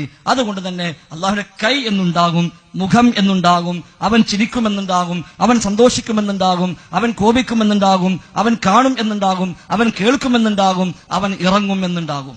എന്നല്ലാതെ അവന്റെ ശരീരമെന്നോ അവന്റെ ജഡമെന്നോ മുജാഹിദ് പ്രസ്ഥാനം എഴുതിയിട്ടില്ല. ഇനി എഴുതിയിട്ടുണ്ടെങ്കിൽ ഇസ്ലാമിന്റെ വിശ്വാസമല്ല എന്ന് തുറന്നു പറയാൻ ഞങ്ങൾക്ക് പ്രയാസവുമില്ല. മുജാഹിദ് പ്രസ്ഥാനത്തിന്റെ അള്ളാഹു എന്ന പുസ്തകത്തിൽ അള്ളാഹുവിന്റെ കൈകൾ, അത് തന്നെ ബൽ യദാഹു മബ്സൂതതാനി യുൻഫിഖു കൈഫ യശാ എന്ന ആയത്തിന് അള്ളാഹുവിന് ശക്തവും ഔദാര്യപൂർണവുമായ 2 കൈകൾ ഉണ്ട് എന്നത്രേ നമ്മുടെ വിശ്വാസം. ഇനി ശരിയാണ്. അപ്പൊ 2 കൈ, അത് അവിടെയാണ് വിഷയം. കൈ എന്ന് പറയുന്നത് പ്രയോഗം, അതാ അവിടെയാണ് നിങ്ങളൊന്ന് ക്ലിയർ ചെയ്യേണ്ടത്. ഇപ്പൊ ഇബ്നു തൈമിയ തന്നെ എന്ത് ചെയ്തിട്ടുണ്ട്? മിമ്പറിൽ നിന്ന് താഴെ ഇറങ്ങി ഇതുപോലെ കയറും ഇറങ്ങും, ഇതുപോലെ അള്ളാഹു കയറും ഇറങ്ങും. അപ്പോ അതിനെ ആ രൂപത്തിൽ ജനങ്ങളൊക്കെ മനസ്സിലാക്കുന്ന ആ യദ് എന്ന് പറയുന്നത് കൊണ്ട് നിങ്ങൾ യദ് എന്ന് മലയാളീകരിച്ചിട്ട് അള്ളാഹുവിന് അതുപോലെ, അതാ നേരത്തെ ഗഫൂർ ചോദിച്ചത്. ശ്രീരാമന്, ഗണപതിക്ക്, ശ്രീകൃഷ്ണന് ഒക്കെ അത് അവർക്ക് അനുയോജ്യമായ കൈ, ആ രൂപത്തിൽ തന്നെയാണ് നിങ്ങളും പറയുന്നത് ഇപ്പോ. അപ്പൊ യദ് എന്ന് അർത്ഥം വെക്കുന്നതാണ് പ്രശ്നം. അവയവം ഉണ്ടെന്ന് പറഞ്ഞിട്ടില്ല, അത് സമ്മതിച്ചല്ലോ. അവയവുണ്ട്, ജഡമുണ്ട്, ശരീരമുണ്ട് പറഞ്ഞിട്ടില്ലല്ലോ. അത് കൈയുണ്ട്, ശരിയാണ്, എപ്പോഴും പറയുന്നു, ഇപ്പോഴും പറയുന്നു, അത് ഇപ്പോഴും പറയുന്നു. ഇനി പേരോടോട് ഇനി പറയാം, അയാൾ വരികയാണെങ്കിൽ സന്തോഷം പറഞ്ഞു കൊടുക്കാൻ പറ്റും. പക്ഷെ നിങ്ങൾ ആദ്യം പറഞ്ഞ ശുദ്ധ കളവാകുന്നു. നിങ്ങൾ പറഞ്ഞെന്താ? മുജാഹിദ് പ്രസ്ഥാനത്തിന്റെ വിശ്വാസം അബദ്ധമാണ് എന്ന് പറഞ്ഞിട്ട് തുടങ്ങിയത് നിങ്ങൾ. എന്നിട്ട് നിങ്ങൾ പറഞ്ഞെന്ത്? അവന് ജഡമുണ്ട്. നിങ്ങൾ അങ്ങനെ തന്നെ വായിച്ചത്. ജഡമുണ്ട്, ശരീരമുണ്ട്, അവയവമുണ്ട്. എന്നിട്ട് ഞങ്ങൾ പറഞ്ഞു ഈ 8 ആള് ചോദിച്ചാൽ 8 കോലത്തെ ഇപ്പൊ മനസ്സിലായാലോ? 8 അല്ല, ഒറ്റൊന്നേ പറയൂ. നിങ്ങൾ 8 ആയി കേൾക്കാൻ ആഗ്രഹിക്കുന്നു എന്ന് മാത്രം, അതിന് നിർവാഹമില്ല. അപ്പൊ ഇപ്പൊ തെളിഞ്ഞിട്ട് ഏതെന്നാലും മുജാഹിദീങ്ങൾ ഇല്ലാത്ത, ഇതാണ് എല്ലാത്തിന്റെ അവസ്ഥ. ഒരിക്കൽ ഇല്ലാത്ത എവിടെയെങ്കിലും ഒരു വാക്കെടുക്കും, ബാക്കി മൂല്യന്മാർ അവിടെ വെച്ച് കൂട്ടാം. നിങ്ങൾ ജ്യേഷ്ഠൻ സക്കാഫി അടക്കമുള്ള മനുഷ്യന്മാർ ചെയ്യുന്ന തട്ടിപ്പാത് വേറൊന്നുമല്ല. അവരൊക്കെ ചെയ്യുന്ന തട്ടിപ്പിന്റെ ഭാഗം ഇതൊക്കെ. അപ്പൊ ഈ വക തട്ടിപ്പ് ഇങ്ങനത്തെ വേദിയിൽ വേണ്ടിയിരുന്നു. ഇങ്ങനത്തെ വേദിയിൽ പ്രസംഗിക്കുമ്പോൾ പറ്റും. ഒരു നാട്ടിൽ പോയി പ്രസംഗിക്കുമ്പോൾ ഒരു പക്ഷതൊക്കെ ആൾക്കാർ വിശ്വസിച്ചുകൂടെയില്ല. ഇങ്ങനെ വന്ന് ചോദിക്കുമ്പോൾ അത് ശരിയല്ലല്ലോ. അതുകൊണ്ട് അള്ളാഹുവിനെ കൈ ഞങ്ങൾ വിശ്വസിക്കുന്നു. എന്തുകൊണ്ട്? ഞങ്ങളെ റസൂൽ പഠിപ്പിച്ചു. അതുകൊണ്ട് തന്നെ വിശുദ്ധ ഖുർആനിൽ പറഞ്ഞു.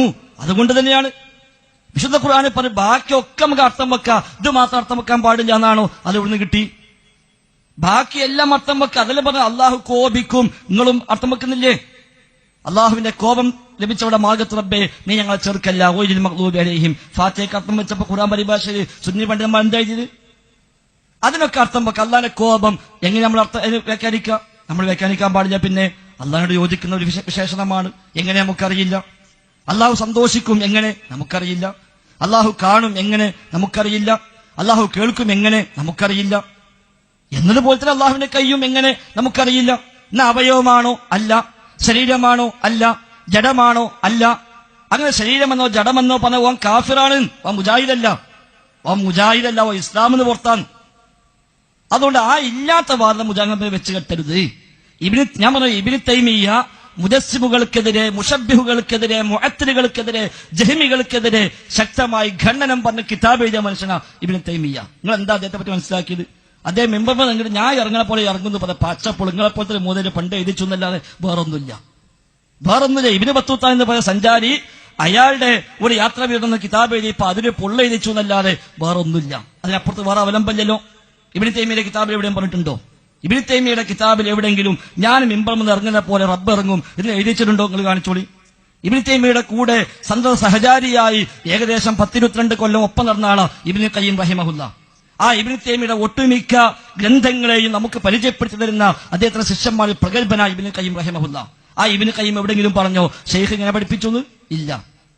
ഒരു സഞ്ചാരിയായ മനുഷ്യൻ ഇബ്നു ബത്തൂത്ത അയാളുടെ സഞ്ചാര കഥകൾ പറഞ്ഞപ്പോൾ ജഹിറത്ത് ഇബ്നു ബത്തൂത്തയിൽ അയാൾ ഒരു കഥ പറഞ്ഞു പോയി എന്നല്ലാതെ അങ്ങനെ ആരെല്ലാം എന്തെല്ലാം കഥ പറഞ്ഞിട്ടുണ്ട്. ഇബ്നു തൈമിയെ പറ്റി വിമർശകന്മാർ എന്തെല്ലാം പ്രചരിപ്പിച്ചിട്ടുണ്ട്. അതിനൊന്നും ഉത്തരവാദിത്തമില്ല. നേരെ മറിച്ച് ഇബ്നു തൈമിയ റഹിമഹുള്ള കിതാബിൽ എവിടെയെങ്കിലും അതുണ്ടോ? ഉണ്ടെങ്കിൽ അതാ പറയേണ്ടത്. ഇബ്നു തൈമിയക്ക് എത്ര കിതാബുണ്ട് അറിയോ? കണക്കല്ലാത്ത ഗ്രന്ഥങ്ങൾ. ഇതൊക്കെ അദ്ദേഹം കേൾക്കട്ടെ, ചെറിയൊരു പ്രതീക്ഷ നമുക്ക് തോന്നുന്നുണ്ട്. ഇബ്നു തൈമിയക്ക് കണക്കല്ലാത്ത ഗ്രന്ഥങ്ങൾ എത്രത്തോളം വെച്ചാൽ പറഞ്ഞെന്താ പറയുക, ഇബ്നു തൈമിയ റഹിമഹുല്ല എഴുതിയ മുഴുവൻ കിതാബും കിട്ടുകയാണെങ്കിൽ ആ കിതാബ് മാത്രം ഉപയോഗിച്ച് നൈൽ നദിക്ക് പാലം കെട്ടാവുന്ന അത്ര അധികം കിതാബ് എഴുതിയ മനുഷ്യനാ ഷെയ്ഖുൽ ഇസ്ലാം ഇബ്നു തൈമിയ റഹിമഹുല്ല. അദ്ദേഹത്തിന്റെ ഈ ആയിരക്കണക്കായ കിതാബിൽ ഒരു കിതാബിലെങ്കിലും ഞാൻ ഇറങ്ങുന്ന പോലെയാണ് അല്ല ഇറങ്ങാന്ന് പറഞ്ഞ ഒരു വാക്കുണ്ടെങ്കിൽ നിങ്ങൾ പറഞ്ഞ പോലെ ചെയ്യാങ്ങള് എന്നാ തിരിച്ചുള്ളത്. അതാ പറഞ്ഞ അദ്ദേഹത്തിന്റെ കിതാബ് മുജസ്സിമുകൾക്ക് ഖണ്ഡനം കിതാബ് എഴുതിയ മനുഷ്യനാ. അള്ളാഹ്ക്ക് ശരീരമുണ്ട് എന്ന് വാദിക്കുന്നവർക്ക് ഖണ്ഡനം പറഞ്ഞ ആളാ ഇബ്നു തൈമിയ്യ. അള്ളാഹിനെ സൃഷ്ടിയോട് ഉപമിക്കുന്ന ആളുകൾക്ക് ഖണ്ഡനം പറഞ്ഞ ആളാ ഇബ്നു തൈമിയ്യ. അള്ളാഹിന്റെ വിശേഷണം നിഷേധിക്കുന്ന മുഅ്തസിലിയാക്കൾക്ക് ഖണ്ഡനം പറഞ്ഞ ആളാ ഇബ്നു തൈമിയ്യ. അള്ളാഹു ഇറങ്ങുന്ന റഹ്മത്ത് ഇറങ്ങുന്നതാണെന്ന് നിങ്ങളെപ്പോലത്തെ മനുഷ്യന്മാർ വ്യാഖ്യാനിച്ചല്ലോ. അത് മുഅ്തസിലിയാക്കൾ തുടങ്ങിയ വ്യാഖ്യാനം. മുഅ്തസിലിയാക്കൾ പണ്ടൊടിഞ്ഞ വ്യാഖ്യാനം അള്ളാഹ് ഇറങ്ങുന്നു പറഞ്ഞാൽ അള്ളാഹിന്റെ റഹ്മത്ത് ഇറങ്ങുന്നതാണ്, അല്ലെങ്കിൽ മലക്ക് ഇറങ്ങുന്നതാണ്, അള്ളാഹ് ഇറങ്ങുന്നല്ല. അത് മുഅ്തസിലിയാക്കൾ തുടങ്ങി വെച്ചു. അത് പിന്നെ അശ്ശരിയത്തിന്റെ പേരിൽ പ്രചരിപ്പിച്ചു. അത് ഈ നാട്ടിൽ കൊണ്ടുവന്ന് നിങ്ങളൊക്കെ ഏറ്റെടുത്തു. അതിനപ്പുറത്ത് അഹ്ലുസുന്നക്ക് അതുമായിട്ട് ബന്ധമൊന്നുമില്ല. അങ്ങനെ അഹ്ലുസുന്നയുടെ പണ്ഡിതന്മാരൊന്നും അങ്ങനെ വ്യാഖ്യാനിച്ചിട്ടില്ല. മുൻഗാമികളായ ആരും ആ നിലയ്ക്ക് വ്യാഖ്യാനിച്ചിട്ടില്ല. അള്ളാഹ് ഇറങ്ങുന്നതിനാൽ റഹ്മത്ത് ഇറങ്ങും, മലക്ക് ഇറങ്ങും എന്ന് ലോകത്ത് അഹ്ലുസുന്നയുടെ ആദ്യകാല പണ്ഡിതന്മാർ ആരും വ്യാഖ്യാനിച്ചു. പിൽക്കാലക്കാരാ പിന്നെ വ്യാഖ്യാനിക്കാൻ പോയത്. പിൽക്കാലക്കാരെ വ്യാഖ്യാനിച്ചത് സലഫുകൾ വ്യാഖ്യാനിച്ചിട്ടില്ല. സലഫുകൾ ചെയ്തെന്താ? തഫ്വീലാണ്. അള്ളാഹുലേക്കുള്ള എങ്ങനെ നമുക്കറിയില്ല. അതാണ് നേരത്തെ പറഞ്ഞ ഇമാം മാലിക്കിന്റെ മറുപടി വൽ കൈഫു മജ്ഹൂൽ. അതേപോലെ അൽ ഈമാനു ബിഹി വാജിബ് വസ്സുആലു അൻഹു ബിദ്അ. ചോദ്യം ബിദ്അത്താണ്, വിശ്വസിക്കൽ നിർബന്ധമാണ്. അതാ ഇമാം മാലിക് പറഞ്ഞത്. അതാ ഇബ്നു കസീർ പറഞ്ഞത് മാലിക്കിൻ വൽ ഔസാഇ വശാഫിഇ വല്ലൈസ് വഇസ്ഹാഖ് ബിൻ റഹവൈഹി വഗൈരിഹിം മിൻ അഇമ്മത്തിൽ മുസ്ലിമീന ഖദീമൻ വഹദീസ. ഇമാം ഷാഫി, ഇമാം മാലിക്, ഇമാം Ahmad, Ishaq bin Rahwayh, നുഐം bin Hammad അൽ-ഖുസാഇ, lies അടക്കമുള്ള ഇമാമുമാർ വഗൈരിഹിം അവരല്ലാത്തവരും മിൻ അഇമ്മത്തിൽ മുസ്ലിമീന ഖദീമൻ വഹദീസ. മുൻഗാമികളും പിൻഗാമികളുമായ മുസ്ലിമീങ്ങളെ ഇമാമുമാർ അവരാരും നിങ്ങൾ പറഞ്ഞ പോലെ അള്ളാഹ് ഇറങ്ങുന്നതാണ്, അള്ളാഹ് റഹ്മത്ത് ഇറങ്ങുന്നതാണ്. അള്ളാഹിന്റെ കൈ എന്ന് പറഞ്ഞാൽ ആധിപത്യം, ശക്തി എന്നാണ്. അള്ളാഹുവിന്റെ കണ്ണ് എന്ന് പറഞ്ഞാൽ സംരക്ഷണം എന്നാണ് എന്നൊന്നും അവരാരും വ്യാഖ്യാനിച്ചിട്ടില്ല. ഖലഫുകൾ പിൽക്കാലക്കാരാണ് പിന്നെ ആ വ്യാഖ്യാനത്തിലേക്ക് പോയത്. അതുകൊണ്ടാണല്ലോ നിങ്ങളൊക്കെ അഖീദ പഠിപ്പിക്കുന്ന ബാജൂരിയിലൊക്കെ പഠിപ്പിച്ചെന്താണ്? മുൻഗാമികളെ വഴി അതാണ് അഅ്ലമു വ അഹ്കം, അതാണ് ഏറ്റവും ഇൽമിനോട് യോജിക്കുന്നതും ഏറ്റവും സൂക്ഷ്മമായതും. എന്നാൽ പിൻഗാമികളെ മാർഗം അതാണ് അഹ്വത്ത്, അതാണ് സൂക്ഷ്മത. അവിടെയാണ് ഈ ട്വിസ്റ്റിംഗ് വരുന്നത്.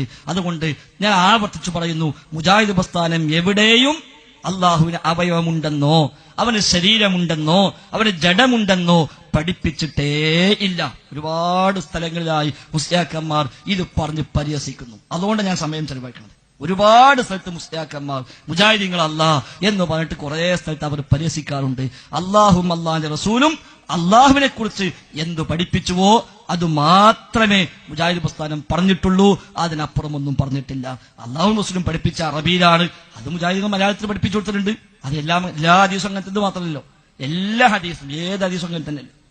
ഏത് ഹദീസ് എടുത്താലും റസൂൽ അതൊന്നും മലയാളത്തിൽ പറഞ്ഞിട്ടില്ലല്ലോ. ഒക്കെ അറബിയിലല്ലേ പറഞ്ഞത്. എല്ലാ ആയത്തും അറബിയിലാണ്, എല്ലാ ഹദീസും അറബിയിലാണ്. എന്നിട്ട് നമ്മളാരും അത് അറബിക്ക് മലയാളത്തേക്ക് മാറ്റുന്നില്ലേ? എന്നതുപോലെ മലയാളികൾക്ക് മനസ്സിലാകാൻ മലയാളികളുടെ ഭാഷയിൽ അത് പറഞ്ഞു എന്നല്ലാതെ എന്താണോ പ്രമാണങ്ങൾ ആ വിഷയത്തിൽ പഠിപ്പിച്ച നിലപാട്, ആ നിലപാട് അവിടെ പഠിപ്പിച്ചിട്ടുണ്ട്. അവിടെ കിൽത്തായ രഹി യമീൻ എന്ന് പറഞ്ഞത് സ്വഹിയാണ്.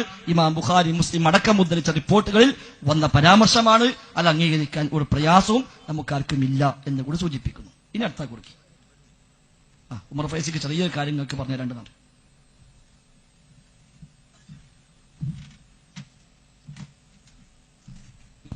അസ്സലാമു അലൈക്കും വറഹ്മത്തുള്ളാഹി. സഹോദരൻ കേൾക്കാൻ ആദ്യത്തെ ചോദ്യകർത്താവ് കേട്ടോ. നിങ്ങള് മാഷാ അല്ലാ നല്ല ചോദ്യങ്ങൾ ചോദിക്കുന്ന ആളാണ്. നിങ്ങൾ ശ്രദ്ധിക്കുക, കർത്തവ്യപ്പെട്ടാൽ കേട്ടോ.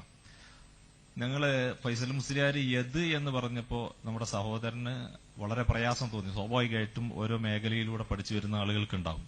പക്ഷെ അള്ളാഹുവിന് കേൾവി എന്നുള്ളത് ഉണ്ട്, തർക്കമൊന്നുമില്ലല്ലോ, പ്രയാസമല്ലല്ലോ.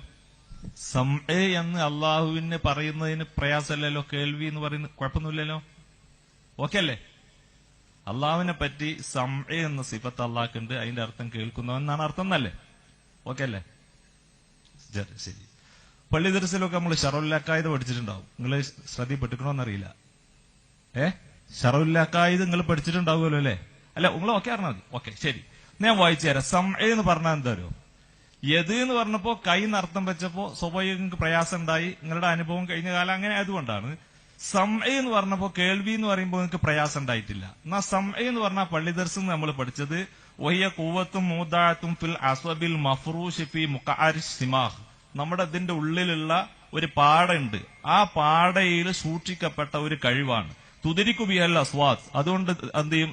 ശബ്ദം ആ പാടയിലൂടെ കേൾക്കും. ബി ത്വരീഖ് ഉസൂലിൽ ഹവ. കാറ്റ് വായു സഞ്ചരിക്കുന്നതിലൂടെ അത് മാധ്യമമായി കൊണ്ടെത്തും. മനസ്സിലായില്ലേ? അങ്ങനെ വരുന്നതിനാണ് എന്ന് പറയാൻ. നിങ്ങൾക്ക് അള്ളാഹ് സംഭവിക്കാൻ പറ്റുമോ? പറഞ്ഞോളി. അല്ല, ഞാൻ പറഞ്ഞത് വെച്ചാൽ അപ്പൊ ഇത് ഓർമ്മയിൽ ഉണ്ടാവണമെന്ന് പറഞ്ഞ് പറയണമെന്നൊന്നുമില്ല. ഇത് നിങ്ങളെ കയ്യിൽ ഓർമ്മയിൽ ഉണ്ടാകുക. ഓരോ സിഫത്ത് ബസർ എന്ന് പറഞ്ഞാലും അങ്ങനെ തന്നെയാണ്, കണ്ണിന്മേലുള്ള ഈ രൂപത്തിൽ. ഇത് അള്ളാഹ്ക്ക് പറയുന്നതിൽ ഒരു മുടക്കും ആർക്കുമില്ല. കാതിലുള്ള ഈ പാടയിൽ സൂക്ഷിക്കപ്പെട്ട ഒരു പ്രത്യേക കഴിവ് അള്ളാഹു തആല നൽകി. അതിന് വായു മാധ്യമമായി കൊണ്ട് നമുക്ക് ശബ്ദം എത്തുന്നു, അതിനെ സ്വീകരിക്കുന്നു. അതിനാണ് എന്ന് പറയാ. അപ്പൊ ഇത് എന്ത് ചെയ്യുന്നു? നമ്മൾ അള്ളാഹ്ക്ക് അംഗീകരിക്കുന്നു. പക്ഷെ അള്ളാഹുവിന്റെ അവിടെ നമ്മൾ എങ്ങനെയാ കാണുന്നത്? അള്ളാഹുവിന്റെ മനുഷ്യന്റെ അല്ല. മനുഷ്യന്റെ എന്ന് പറയുന്നത് വേറെ, അള്ളാഹിന്റെ എന്ന് പറയുന്നത് വേറെ. അത് ഇമാം മാലിക് പോലെയുള്ള ആളുകൾ പറഞ്ഞതിന് കൈഫ് മജ്ഹൂലാണ്. ഇത്തരം ചോദ്യം ചോദിക്കുന്ന ആളുകളെ പുറത്തേക്ക് മാറ്റേണ്ടതാണ് എന്ന് ഇമാം മാലിക് പറഞ്ഞതുപോലെ. ശരി, ഞാൻ പറഞ്ഞത് വെച്ചാൽ ഷറുല്ലക്കായിദയില് ഹവാസുൽ ഹംസിനെ കുറിച്ച് പറയുന്നുണ്ട്. അവിടെ ശരിക്കും വായിക്കോട്ടു ഇൻഷാ അല്ലാഹ്. അല്ലാഹ് ഖൈറാക്കട്ടെ. നല്ല പക്വതയോടുകൂടെ ചോദിക്കുന്നതിന് വളരെ നന്ദി. ജസാക്കുമുല്ലാഹ് ഖൈർ. അസ്സലാമു അലൈക്കും വറഹ്മത്തുള്ളാഹി. സഹോദരന്മാരെ, സാധാരണക്കാർക്ക് മനസ്സിലാൻ വേണ്ടിയിട്ടാണ്. അനുബന്ധം ചേർക്കേണ്ടതില്ലാത്ത വിധം വ്യക്തവുമാണ്. ഇപ്പോൾ ഏറ്റവും പ്രബലമായ കേരളത്തിലെ സമസ്തക്കാർ EK സുന്നികളാണല്ലോ. അപ്പൊ അവരൊക്കെ ഏറ്റവും അംഗീകരിക്കുന്നൊരു പ്രാസംഗികനാണ് കേരളത്തിലെ അടുത്ത കാലത്ത് റഹ്മത്തുള്ള കാസിമി മൂത്തേടം. അദ്ദേഹം ഖുർആൻ പരിഭാഷ എഴുതിയപ്പോ ഖുർആനിലെ 69-ാം അധ്യായം അൽ ഹാഖ എന്ന അധ്യായം, ആ അധ്യായത്തിന്റെ 44, 45, 46, 47 ആയത്തുകൾക്ക് അർത്ഥം കൊടുത്ത് നിങ്ങളൊന്ന് നോക്കിയാൽ, അള്ളാഹുവിന്റെ കൈ എന്ന സംഗതിയുമായി ബന്ധപ്പെട്ട് നിങ്ങൾ നോക്കിയാൽ നിങ്ങൾക്ക് കാണാൻ കഴിയും. വലൗ തഖവ്വല അലൈനാ ബഅദൽ അഖാവീൽ ലഅഖദ്നാ മിൻഹു ബിൽ യമീൻ. ആ ആയത്തിന് അദ്ദേഹം അർത്ഥം കൊടുത്തത് അള്ളാഹു റസൂലിന്റെ ജീവനാടി പിടിക്കും. ഏത്? വലത് കൈകൊണ്ട് പിടിക്കും എന്ന് കൃത്യമായി പരിഭാഷ കൊടുത്തിട്ടുണ്ട്.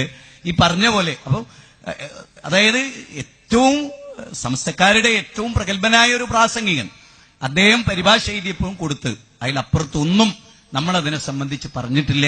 ഇത് ഞാൻ സാധാരണക്കാർക്ക് വേണ്ടി റഹ്മത്തുള്ള കാസിമിയെ ശ്രദ്ധിക്കുകയും ഇഷ്ടപ്പെടുകയും അദ്ദേഹം ഒരു ഖുർആൻ പരിഭാഷ എഴുതി വീട്ടിൽ വെക്കുകയും ഒക്കെ ചെയ്ത സാധാരണക്കാരോടുള്ള സ്നേഹം മനസ്സിലുള്ളത് കൊണ്ട് സൂചിപ്പിച്ചു എന്ന് മാത്രം.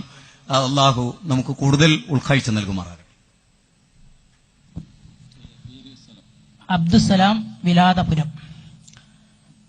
ഒന്നാമത്തെ ചോദ്യകർത്താവിന്റെ ചോദ്യത്തിന് മറുപടി പറയുന്നതിനിടയിൽ മുജാഹിദ് ബാലുശ്ശേരി പറഞ്ഞ കാര്യം ഉപനിഷത്തൊക്കെ ഉദ്ധരിച്ചുകൊണ്ട് അദ്ദേഹം പറഞ്ഞു, ദൈവത്വത്തിന്റെ മുമ്പിൽ കേണ് പ്രാർത്ഥിക്കുന്ന ആളെ അദ്ദേഹം വിളിക്കുന്നു ഭക്തവത്സലൻ എന്ന്. ഭക്തവത്സലൻ ദൈവമാണ്.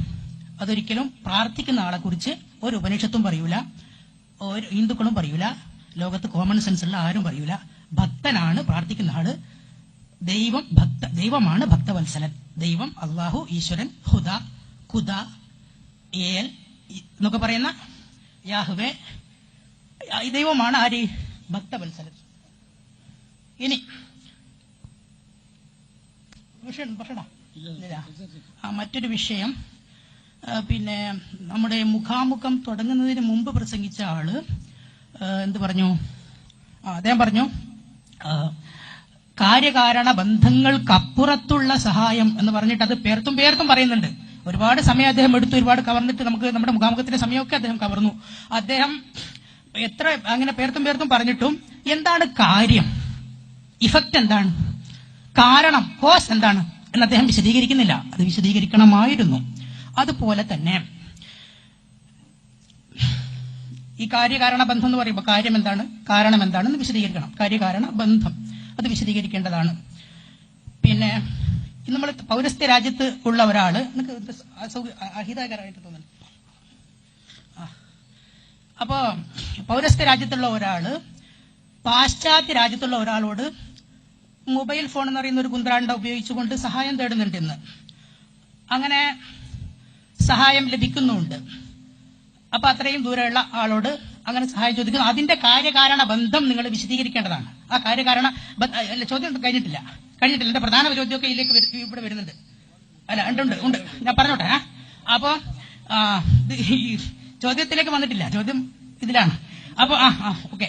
അപ്പോ ആ കാര്യകാരണ ബന്ധം അത് വിശദീകരിക്കേണ്ടതാണ്. പിന്നെ അദ്ദേഹത്തിന്റെ പേര് ഉമർ ഫൈസിലാ. ഉമർ ഫൈസി പിന്നെ അബ്ദുല്ലാഹിബിൻ റവാഹിന്റെ കവിത ഉദ്ധരിച്ചുകൊണ്ട് അബൈന എന്ന അറബി വാക്യത്തിന് അർത്ഥം പറഞ്ഞത്, അദ്ദേഹം പറഞ്ഞത് നീ തടയണേ എന്നാണ്. നീ തടയണേ, അബൈന എന്ന വാക്കിന് നീ തടയണേ എന്നാണോ അർത്ഥം? എവിടുന്ന അറബി ഭാഷ പഠിച്ചത്? അബൈന, നീ തടയണേന്നോ? എവിടുന്ന അറബി ഭാഷ പഠിച്ചത് ഞാൻ ചോദിക്കുകയാണ്. അബൈന, നിങ്ങൾക്ക് ഞാൻ ഖുർആൻ ഉത്തരം. അബാ വസ്തക്ബറ, അബാ, അവൻ വിസമ്മതിച്ചു, അയാൾ വിസമ്മതിച്ചു, അദ്ദേഹം വിസമ്മതിച്ചു. അബൈന എന്ന് പറഞ്ഞാലോ ഞങ്ങൾ വിസമ്മതിച്ചു. ഇതിന് അദ്ദേഹം പറയുന്ന അബൈന, നീ തടയണേ. അള്ളാഹിനോട് പറയാം, അള്ളാഹിനോട് ഇങ്ങനെ പറയാം. ഇത് ഇങ്ങനെ ഓതിയിട്ട് അദ്ദേഹം പറയണ അബൈന, നീ തടയണേ എന്നിങ്ങനെ പറഞ്ഞുകൊണ്ടിരിക്കുകയാണ്. അപ്പൊ ഇതെന്താണ് ഈ പറയുന്നത്? മനസ്സിലാകുന്നില്ല. എവിടെ അറബി ഭാഷ? ശരി, മൂപ്പര് പട്ടിക്കാടുന്ന് പഠിച്ച അബദ്ധം ഉണ്ടെങ്കിൽ ക്ഷമിച്ചാൽ മതി. ഇടവണ്ണിയും പൊളിക്കലും പഠിക്കാത്തതുകൊണ്ട് ചിലപ്പോൾ എന്തെങ്കിലും പ്രശ്നം ഉണ്ടെങ്കിൽ ആയിക്കോട്ടെ, വിട്ടാളി, ഇത്രയല്ലേ ഉള്ളൂ. ഇപ്പതേ മൂപ്പര് പട്ടിക്കാട് ജാമ്യങ്ങളിൽ പഠിച്ചു, സമസ്ത മദ്രസ പഠിച്ചു, മുജാഹിദിന്റെ ഒരു കോളേജിലും പഠിച്ചിട്ടില്ല. അപ്പൊ അതിന്റെ ചെറിയ പോരായ്മൊക്കെ ഉണ്ടെങ്കിൽ നിങ്ങളാൽ ക്ഷമിച്ചാൽ പോരെ, അതിന്റെ പത്ര എടുങ്ങാറാകണോ? പോട്ടെ, സാരല്ല, അല്ല പൈസ, അത്രേ ഉള്ളൂ. അൽഹംദുലില്ലാ, ആയിക്കോട്ടെ. ഇനി ബാക്കി ശ്രമിച്ചാൽ ഇപ്പൊ ശരിയായിക്കോളും. ഇപ്പൊ മുജാഹിദായി അൽഹംദുലില്ലാ. ഇപ്പൊ അതൊന്നും ഉണ്ടാവില്ല. ഇനി അതെ, ശരി, ആയിക്കോട്ടെ. ഇനി തടയണ അപ്പുറത്തുണ്ട്, സബ്ബിത്തിൽ അഖദാമാൻ അപ്പുറത്ത് പാടിക്കണല്ലോ. ഒരു അബൈന മാത്രമല്ല ഒരു പാടിയിന്. മറിച്ച് അല്ലാഹുമ്മ ലൗലാ അൻത മഹ്തദൈന വലാ തസദ്ദഖ്നാ വലാ സല്ലൈന എന്ന് മുതലാണ് പാടിപ്പോന്നത്. എന്നിട്ടാണ് എന്ത് പറഞ്ഞത്? വസബ്ബിത്തിൽ അഖദാമ ഇല്ലാ ഖൈന വൽ മുശ്രികൂന ഖദ് ബഗൗ അലൈന വഇൻ അറാദു ഫിത്നതൻ അബൈന എന്ന് പറഞ്ഞിട്ടാണ് അബൈന എന്ന് നബി 3 വട്ടം പാടിയത് പറഞ്ഞത്. അപ്പൊ അർത്ഥം പറഞ്ഞപ്പോ ആയിക്കോട്ടെ, അതല്ല ശരി, അബൈന ഞങ്ങൾ വിസമ്മതിക്കുന്നതിനാണ്. ആയിക്കോട്ടെ, നിങ്ങൾ പറഞ്ഞ ശരി, വലിയ ആലിമാണ് എന്ന് സമ്മതിച്ചിരുന്നു, ആയിക്കോട്ടെ, കുഴപ്പമൊന്നുമില്ല. പക്ഷെ വിഷയം എന്താണ്? അള്ളാഹുവിന്റെ റസൂലോടെ പറഞ്ഞു എന്നാണ് റബ്ബിനോട് തേടിനാ ഉപരി പറഞ്ഞത്. അത് മാത്രം കേട്ടില്ല. റസൂൽ ആ പാട്ടിലൂടെ അള്ളാഹിനോടാണ് തേടിയത് എന്നാണ് പഠിപ്പിച്ചത്. അപ്പൊ അവർ മുസ്ലിക്കുകൾ ഞങ്ങൾക്കെതിരെ ഫിത്ന ഉദ്ദേശിക്കുന്നുവെങ്കിൽ ഞങ്ങളത് വിസമ്മതിക്കുന്നു, ഞങ്ങൾ തയ്യാറല്ല എന്ന് അദ്ദേഹം പറഞ്ഞു. ഞങ്ങൾ ജീവൻ പോയാലും ശരി, ഞങ്ങൾക്ക് എന്ത് സംഭവിച്ചാലും ശരി, ശിർക്കിലേക്ക് ഞങ്ങളില്ല എന്നൊക്കെ പറഞ്ഞല്ലോ. അപ്പൊ ആയിക്കോട്ടെ, അൽഹംദുലില്ലാ, ഖൈർ. പട്ടിക്കാട്ടിന് പഠിച്ചതിന്റെ കുറച്ച് കുഴപ്പമുണ്ടാകും, അത് ഞങ്ങൾക്കും അറിയാം. ആവട്ടെ, ഇനി ചിലപ്പോൾ കുറച്ച് എന്തെങ്കിലും ഉണ്ടാവും. ഞാൻ കുറച്ചൊക്കെ അവിടുന്ന് പഠിച്ചു തന്നെയാണ്. അപ്പൊ ദേശം ചിലപ്പോൾ എന്തെങ്കിലും ഉണ്ടാവും. അതൊക്കെ ഞാൻ നിലയ്ക്ക് മനസ്സിലാക്കിക്കൊള്ള. അപ്പൊ ഏതായിരുന്നാലും പറഞ്ഞു വന്നത് മൂപ്പര് പ്രധാനമായിട്ട് 2-3 കാര്യമാണ് പറഞ്ഞത്. ആയിക്കോട്ടെ, അൽഹംദുലില്ലാ, ഖൈർ. ശരി, അവിടെ ഒന്നെന്താണ് അദ്ദേഹം പറഞ്ഞത്? ഭക്തവത്സലൻ ദൈവാണ്. ശരിയാണ്, അതും അങ്ങനെ തന്നെ. ഭക്തനോട് വാത്സല്യമുള്ളവൻ ആയിക്കോട്ടെ, ശരി. അത് നിങ്ങൾ ക്ഷമിക്കുക, കുഴപ്പമില്ല. ഞാൻ അത് അധികമായെങ്കിൽ ക്ഷമ ചോദിക്കുന്നു. ആ പദപ്രയോഗം അധികമായെങ്കിൽ ക്ഷമ ചോദിക്കുന്നു. അതിന്റെ പേരിലാകണ്ട. ശരി, നിങ്ങൾ വിഷയം ശ്രദ്ധിക്കുക, അതാണ് വേണ്ടത്. ആയിക്കോട്ടെ, അദ്ദേഹം പഠിച്ചത് സ്ഥലം ഞാൻ പറഞ്ഞതേ ഉള്ളൂ. അപ്പൊ അദ്ദേഹം അറബി തകരാറുണ്ടെന്ന് പറഞ്ഞപ്പോ അത് പറഞ്ഞു മാത്രം. ഇനി അത് നിങ്ങൾക്ക് വിഷമമായെങ്കിൽ ക്ഷമ ചോദിക്കുന്നു. ശരി. അപ്പൊ ഏതായിരുന്നാലും ഇവിടെ വിഷയവുമായി ബന്ധപ്പെട്ട് പറഞ്ഞ എന്താണ്? വിഷയവുമായി ബന്ധപ്പെട്ട് പറഞ്ഞിടത്തൊന്നും കാര്യമായി എതിർപ്പില്ല എന്ന് തന്നെയാണ് മനസ്സിലാകുന്നത്. നേരെ മറിച്ച് ഇങ്ങനത്തെ ചില പദപ്രയോഗങ്ങൾ അത് ശരിയായില്ല എന്ന രൂപത്തിലാണ് ഇവിടെ വിശദീകരണം വന്നത്. അതിൽ ഭക്തവത്സം എന്ന് പറഞ്ഞ വാക്കും അബൈന എന്ന വാക്കും അതിലൊക്കെ തകരാറുണ്ട് എന്ന് പറഞ്ഞെങ്കിൽ ഓക്കെ, അൽഹംദുലില്ലാ, അത് നമ്മൾ അംഗീകരിക്കുന്നു എന്നാണ് സൂചിപ്പിച്ചത്. ഇവിടെ അതിനോടൊക്കെ സ്ഥാപിക്കാൻ ശ്രമിച്ച എന്താ? അവരൊക്കെയും പഠിപ്പിച്ച ആദർശം റബ്ബിനോട് തേടുക, അവനോട് മാത്രം സഹായമർത്ഥിക്കുക, അവനോട് മാത്രം പ്രാർത്ഥിക്കുക എന്നതാണ് ഇവിടെ പഠിപ്പിക്കാൻ ശ്രമിച്ചത്. അസ്സലാമു അലൈക്കും വറഹ്മത്തുള്ളാഹി. സഹോദരന്മാരെ, അദ്ദേഹത്തിന്റെ ഭാഗത്തു നിന്ന് അങ്ങനെ ഒരു പരാമർശം വന്നതിൽ നിങ്ങളോട് ഞങ്ങൾ ക്ഷമ ചോദിക്കുന്നു. നമ്മളെല്ലാവരും മുസ്ലിങ്ങളാണ്, പരലോകത്ത് അള്ളാഹുവിന്റെ സ്വർഗം കിട്ടാൻ വേണ്ടി പ്രവർത്തിക്കുന്ന ആളുകളാണ്. അതിൽ എന്റെ സഹോദരങ്ങളോട് നിങ്ങൾക്കതിൽ വേദന വന്നിട്ടുണ്ടെങ്കിൽ നിങ്ങളോട് 100% ഞങ്ങൾ ക്ഷമ ചോദിക്കുന്നു. ഇതിൽ യാതൊരു പ്രയാസവുമില്ല. ഞങ്ങൾ തുടക്കത്തിലേ പറഞ്ഞു, നമ്മുടെ പ്രഭാഷണം നടക്കുന്നതിന്റെ തുടക്കത്തിൽ നിങ്ങളോട് പറഞ്ഞിരുന്നു, ഞങ്ങളുടെ ഭാഗത്തിൽ നിന്ന് വല്ല തെറ്റുകളും വല്ല കുറവുകളും സംഭവിക്കുമ്പോൾ നിങ്ങൾ ഞങ്ങളോട് ഉണർത്തണം, അല്ലെങ്കിൽ ഞങ്ങളോട് ഉണർത്തുമ്പോൾ ഞങ്ങൾ ക്ഷമ ചോദിക്കാൻ തയ്യാറാണ്. ഇപ്പൊ ഞങ്ങൾ ഇതാ നിങ്ങളോട് പറയുന്നു, അതിൽ നിങ്ങളോട് ക്ഷമ ചോദിക്കുന്നു. ഇവിടെയുള്ള സുഹൃത്തുക്കളോട് നിങ്ങൾക്ക് അതിലൊരു വേദന സംഭവിച്ചിട്ടുണ്ടെങ്കിൽ നിങ്ങളോട് ഞങ്ങൾ ക്ഷമ ചോദിക്കുന്നു. അതിന്റെ അപ്പുറം നമുക്ക് എന്തെങ്കിലും പറയാനുണ്ടോ? ഇല്ലല്ലോ. ഏറ്റവും അവസാനമായി നിങ്ങളോട് ഞങ്ങൾ ക്ഷമ ചോദിക്കും. ഇവിടെ ഇപ്പൊ എന്താ വെച്ചാൽ നമ്മൾ ഇവിടുത്തെ ഗവൺമെന്റിന്റെ നിയമപാലകന്മാരുടെ അനുവാദപ്രകാരം നടത്തുന്ന പരിപാടി, ഈ പരിപാടിയിൽ നിങ്ങളെ സംബന്ധിച്ചിടത്തോളം നിങ്ങൾക്ക് വേദനയുള്ള ഒരു വേർഡ് അദ്ദേഹത്തിൽ നിന്ന് വന്നിട്ടുണ്ടെങ്കിൽ ഞങ്ങൾ നിങ്ങളോട് ക്ഷമ ചോദിക്കുന്നു. അതിന്റെ അപ്പുറം ഒന്നുമില്ലല്ലോ. ഒരു പ്രശ്നവുമില്ല. എന്റെ സഹോദരങ്ങളോട് എനിക്ക് ഉണർത്താനുള്ളത്, നമ്മൾ മുസ്ലിങ്ങളാണ്, വിശ്വാസികളാണ്, നമ്മൾക്ക് പരലോകമുണ്ട്. നിങ്ങളുടെ ആരുടെയും ആർക്കും അങ്ങോട്ടും ഇങ്ങോട്ടും ഒരു വേദനയുണ്ടാകാൻ പാടില്ല. എന്റെ മുജാഹിദ് പ്രവർത്തകന്മാരോട് എനിക്ക് ഉണർത്താനുള്ളത്, നമ്മുടെ സഹോദരന്മാർക്ക്, ഇവിടെയുള്ള സമസ്തയുടെ സഹോദരന്മാർക്ക് മാനസികമായി വേദനയുണ്ടായിട്ടുണ്ടെങ്കിൽ അവരോട് നമ്മൾ ക്ഷമ ചോദിച്ചു. ഇനി അവരോട് വളരെ മാന്യമായി നിങ്ങൾ പെരുമാറേണ്ടതുണ്ട്. ഇവിടെയുള്ള സുഹൃത്തുക്കളെ സംബന്ധിച്ചിടത്തോളം സ്വാഭാവികമാണ്, ചെറുപ്പക്കാരെ സംബന്ധിച്ചിടത്തോളം അവർക്ക് വിഷമമുണ്ടാകും. ആ വിഷമത്തിന് നമ്മൾ ക്ഷമ ചോദിച്ചു. ഇനി അതിന്റെ അപ്പുറം നമ്മൾ എന്തിന് സഹോദരങ്ങളെ ബഹളം വെക്കണം? നിങ്ങൾക്ക് പഠിക്കാൻ പറ്റുന്ന കാര്യങ്ങൾ ഇവിടെ ചർച്ച ചെയ്യും ഇൻഷാ അല്ലാഹ്. ആ സഹോദരന് കുറെ ചോദ്യം ചോദിക്കാണ്ട്, ആ സഹോദരൻ ചോദിക്കട്ടെ, ആ സഹോദരൻ ചോദ്യം ചോദിക്കട്ടെ. ബഹുമാന്യ ചോദ്യകർത്താവ് ചോദ്യം ചോദിക്കട്ടെ.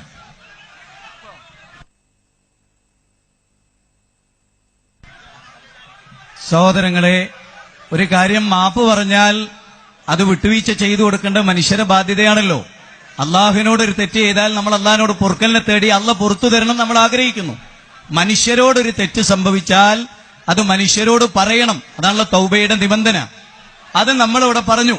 ഒരു വാക്കോ അദ്ദേഹത്തിന്റെ പ്രയോഗമോ നിങ്ങൾക്ക് ഏതെങ്കിലും രൂപത്തിൽ ബുദ്ധിമുട്ടുണ്ടാക്കിയിട്ടുണ്ടെങ്കിൽ അത് മാറ്റിവെക്കുക, അത് നിങ്ങൾ പൊറുക്കുക. ഞങ്ങൾ പറഞ്ഞല്ലോ. ഇനി നമുക്ക് തുടർന്ന് ഒരുപാട് ചോദ്യങ്ങൾ ചോദിക്കാനുണ്ട്. ആശയപരമായി നമുക്ക് ഇവിടെ ഒരുപാട് കാര്യങ്ങൾ ക്ലിയർ ആവേണ്ടതുണ്ട്. അസ്സലാമു അലൈക്കും വറഹ്മത്തുള്ളാഹി. സഹോദരന്മാരെ, ഈ പരിപാടിയുടെ സംഘാടകർ എന്ന നിലയ്ക്ക് ഒരു കാര്യം നിങ്ങളോട് ഉണർത്തപ്പെടാണ്ട്. നിങ്ങളിൽപ്പെട്ട ഒരാൾ വന്ന് ഇവിടെ ചോദ്യം ചോദിച്ചോളൂ. നിങ്ങൾക്ക് എത്ര വണ്ടികളുടെ ചോദ്യം ചോദിക്കാം. ഞങ്ങൾ പറഞ്ഞ തെറ്റെന്താണ് നിങ്ങൾ ബോധ്യപ്പെടുത്തരൂ. നിങ്ങൾ എല്ലാവരും കൂടി ബഹളം ഉണ്ടാക്കല്ല വേണ്ടത്. പ്രശ്നമാണല്ലോ. നിങ്ങൾ നേതാവ് മുന്നോട്ട് വരൂ, നമുക്ക് സംസാരിക്കാം. നിങ്ങൾ ഇങ്ങനെ ബഹളം ഉണ്ടാക്കല്ല വേണ്ട. ഇത് മുസ്ലിങ്ങളുടെ രീതിയല്ലല്ലോ. നിങ്ങൾ വന്നിട്ട് ഇവിടുന്ന് ആദർശം സംസാരിക്കൂ. ഞങ്ങൾ പറഞ്ഞതിനെതിരെ നിങ്ങൾക്ക് പറയാൻ അവസരം തരാം. നിങ്ങൾക്ക് അവസരം തരാം, എത്ര വേണമെങ്കിലും അവസരം തരാം. സഹോദരന്മാരെ, ആശയപരമായി ഭദ്രതയുള്ള ആരും ഈ നിലക്ക് ഞങ്ങൾ പറഞ്ഞല്ലോ. ഒരു തെറ്റ് സംഭവിച്ചപ്പോൾ ഇവിടെ മാപ്പ് പറഞ്ഞു, അത് നിങ്ങൾ കേട്ടു. അത് ലോകത്തേത് സമൂഹത്തിന്റെയും ഒരു പ്രത്യേകത. തെറ്റ് സംഭവിച്ചു, മാപ്പ് പറയുകയും ചെയ്തു. ആശയപരമായി നിങ്ങൾക്ക് എന്താണ് പറയാനുള്ളത് അത് ഇവിടെ വരാം. നിങ്ങൾക്ക് ആർക്കും ആശയപരമായി നിങ്ങൾക്ക് ഇവിടെ വന്ന് പറയാം.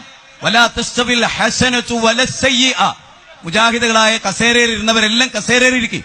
അള്ളാഹിനെ ഓർത്തിട്ട് നിങ്ങൾ കസേരയിലേക്ക്, അള്ളാഹിനെ ഓർത്തിട്ട് നിങ്ങൾ കസേരയിലേക്ക്. നന്മയും തിന്മയും സമമാവുകയില്ല. തിന്മയെ നന്മ കൊണ്ട് പ്രതിരോധിക്കുക എന്നാണ്. ഞങ്ങൾക്ക് സംഭവിച്ചൊരു കാര്യം ഞങ്ങൾ നിങ്ങളോട് എല്ലാവരോടും മാപ്പ് പറഞ്ഞു. മാതൃകാപരമായി ഇസ്ലാം പഠിപ്പിച്ച മാപ്പ് പറഞ്ഞു. ആ മാപ്പ് കേട്ട് കഴിഞ്ഞാൽ ഇനി നിങ്ങൾക്ക് മതപരമായി കാര്യങ്ങൾ അറിയാനുണ്ടോ? അത് നിങ്ങൾ ചോദിക്കൂ എന്നല്ലേ പറഞ്ഞത്? എത്രയും ചോദിക്കാമെന്നല്ലേ പറഞ്ഞത്? നിങ്ങളുടെ പണ്ഡിതന്മാർക്ക് എത്രയും ചോദ്യം ചോദിക്കാമെന്നല്ലേ പറഞ്ഞത്? നിങ്ങൾക്ക് വിഷമമായ കാര്യം ഞങ്ങൾ മാപ്പും പറഞ്ഞു. അള്ളാഹുവിന്റെ ഗ്രന്ഥം ഖുർആൻ നമ്മൾ പഠിപ്പിക്കുന്ന അങ്ങനെയാണ്.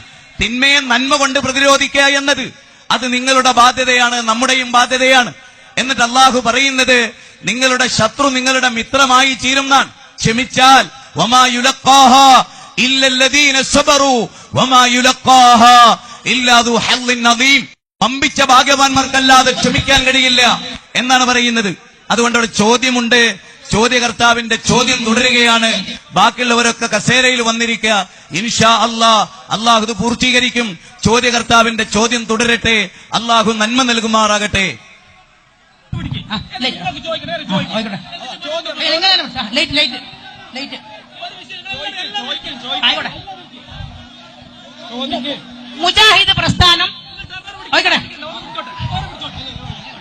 മുജാഹിദ് പ്രസ്ഥാനം പിരിയുന്നതിന് മുമ്പ് തന്നെ വിവിധ ഗ്രൂപ്പുകളായിട്ട്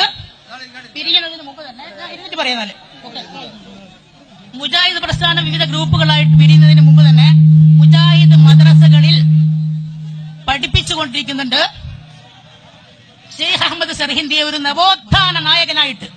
ഷെയ്ഖ് അഹമ്മദ് സർഹിന്ദിയുടെ കിതാബായത്. ഷെയ്ഖ് അഹമ്മദ് സർഹിന്ദി മുജദ്ദിദ് അൽ ഫസാനി. ഷെയ്ഖ് അഹമ്മദ് സർഹിന്ദി ഖദ്ദസല്ലാഹു സിറഹു വറവഹ റൂഹ വനവ്വറ വരീഹ വഅഫാദ അലൈനാ മിൻ ബറകാതിഹി ആമീൻ. ആ മഹാനുഭാവൻ, അതെ മഹാനുഭാവന്റെ കിതാബ്. മറ്റുള്ളവർ അടങ്ങണം, എല്ലാവരും അടങ്ങണം. ഇത് മുജദ്ദിദ് അൽ ഫസാനിയുടെ കിതാബ. ഇവര് നവോത്ഥാന നായകനായിട്ട് പരിചയപ്പെടുത്തുന്ന മുജാഹിദുകൾ നവോത്ഥാന നായകനായിട്ട് പരിചയപ്പെടുത്തുന്ന സഹോദരൻ ചോദ്യം ചോദിക്കേ. ചോദ്യം ചോദിക്കൂ. എല്ലാവരും അടങ്ങിയിരിക്കണം. ഞാൻ ചോദിക്കാം, അങ്ങനെ പറഞ്ഞുകൊണ്ടാണ്. ഞാൻ ചോദിക്കാം, എനിക്ക് വേണമെന്നില്ല, ഞാൻ പറയണം. ലൈറ്റ് വേണോ? ലൈറ്റ് വേണം. ഇത് വായിക്കാൻ ലൈറ്റ് വേണോ എന്ന് മനസ്സിലാക്ക. പിന്നെ സഹോദരങ്ങളെ, നമ്മളൊരു കാര്യം മനസ്സിലാക്കണം. എല്ലാ മതവിഭാഗത്തിനും അവരുടെ ആശയങ്ങൾ പറയാൻ സ്വാതന്ത്ര്യമുള്ള ഒരു രാജ്യത്ത് നമ്മുടെ ഭരണഘടന നമുക്ക് 25-ാം ഖണ്ഡികയിൽ നമുക്ക് പറഞ്ഞിട്ടുള്ള ഏത് മതവും പ്രചരിപ്പിക്കാൻ, ആശയം പ്രചരിപ്പിക്കാൻ നമുക്ക് സ്വാതന്ത്ര്യമുള്ള നാടാണിത്. അതുകൊണ്ട് ദയവ് ചെയ്ത് ഞങ്ങൾക്ക് വാക്കിൽ പറ്റിയ ഒരു തെറ്റ് നിങ്ങളോട് എത്ര തവണ ഞങ്ങൾ മാപ്പ് പറഞ്ഞു? എല്ലാരും മാപ്പ് പറഞ്ഞില്ലേ? ഇവിടെ പ്രസംഗിച്ച ആള് പറഞ്ഞു, ഉമർ ഫൈസി പറഞ്ഞു, ഞങ്ങളൊക്കെ പറഞ്ഞില്ലേ? ഒരു വാചകം തെറ്റിപ്പോയെങ്കിൽ നിങ്ങൾക്ക് വേദനയുണ്ടെങ്കിൽ ക്ഷമിക്കണമെന്ന് പറഞ്ഞില്ലേ? പോലീസ് ഡിപ്പാർട്ട്മെന്റ് ഞങ്ങൾക്ക് നൽകിയ പെർമിഷൻ അനുസരിച്ചാണ് ഞങ്ങളോട് പ്രസംഗിക്കുന്നത്. നിങ്ങൾക്ക് നിങ്ങളുടെ ആദർശം പിന്നീട് പറയാനും ഒക്കെ സ്വാതന്ത്ര്യമുണ്ട്. ആർക്കും തുറന്നു ചോദിക്കാമെന്ന് കൃത്യമായി നമ്മൾ പറഞ്ഞു. നിങ്ങളുടെ ചോദ്യകർത്താക്കളെ വിട്ടോളൂ, അവർ ചോദിച്ചു കൊള്ളട്ടെ. എല്ലാ മതസമൂഹത്തിനും സ്വാതന്ത്ര്യമുള്ള ഒരു രാജ്യം. ആ രാജ്യത്ത് ആർക്കും ഇഷ്ടമുള്ള ആദർശം ഇവിടെ പറഞ്ഞു. അതോടൊപ്പം പറ്റിയൊരു വാക്ക് അത് നിങ്ങളോട് തിരുത്തുകയും ചെയ്തു. അതുകൊണ്ട് ചോദ്യകർത്താവിന് ചോദ്യം ചോദിക്കാനുള്ള അവസരം കൊടുക്കുക. നിങ്ങളത് കേൾക്കുക. നല്ലത് ആഗ്രഹിക്കുന്ന ചെറുപ്പക്കാരോട് നമ്മൾ ദയവ് ചെയ്ത് പഴയ അവസ്ഥയിലേക്ക് മടങ്ങിപ്പോവുക, കസേരകളിലേക്ക് മടങ്ങിപ്പോവുക. മുജാഹിദ് പ്രവർത്തകരോട് ഞാൻ ആത്മാർത്ഥമായി പറയും, നിങ്ങൾ ഒരാളും എഴുന്നേറ്റ് നിൽക്കരുത്. ബാക്കിയെല്ലാം അള്ളാഹുലേക്ക് വിടുക. നിങ്ങൾ ചെന്ന് കസേരയിലിരിക്കുക. ഇവിടെ ഡിപ്പാർട്ട്മെന്റും പോലീസുകാരും ഒക്കെ നമ്മുടെ കൂടെയുണ്ട്. അവർ ഇവിടെ ശാന്തമാകണമെന്നാണ് ആഗ്രഹിക്കുന്നത്. അതുകൊണ്ട് സുഹൃത്തുക്കളെ, നമുക്കുള്ള അവസരം ഒരിക്കലും നിങ്ങൾ പാഴാക്കരുത്. ഇതൊരു വൈജ്ഞാനികമായ സദസ്സാണ്. അതുകൊണ്ട് ചോദ്യകർത്താവ് ചോദിക്കട്ടെ, അതിനുള്ള അവസരം നൽകുക.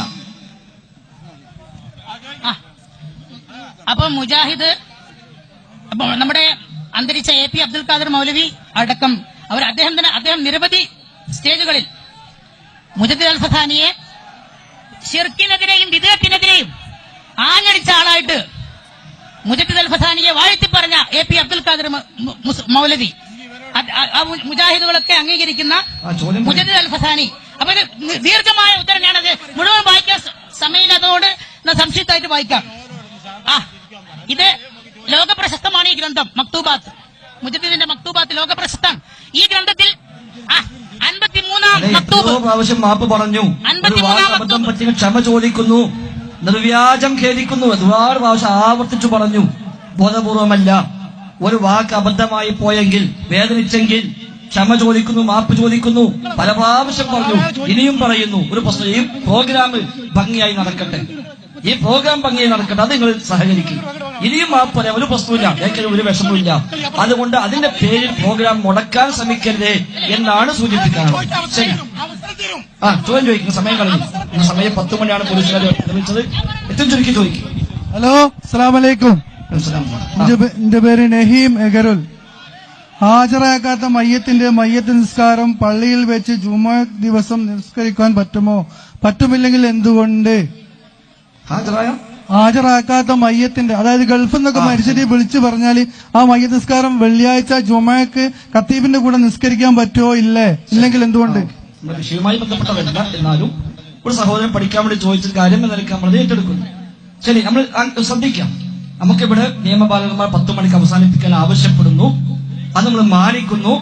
ഈ നാട്ടുകാർക്ക് ഞങ്ങളെ പദപ്രയോഗങ്ങളിൽ വന്ന വല്ല വിഷമവും ഉണ്ടെങ്കിൽ അത് ആത്മാർത്ഥമായി ഞങ്ങൾ പല തവണ, ഒരു ഡസനോളം തവണ ഇവിടെ മാപ്പ് ചോദിച്ചു, ഇനിയും മാപ്പ് ചോദിക്കുന്നു. അതിന്റെ പേരിൽ ഈ നാട്ടിലൊരു പ്രശ്നം ഉണ്ടാകാൻ പാടില്ല.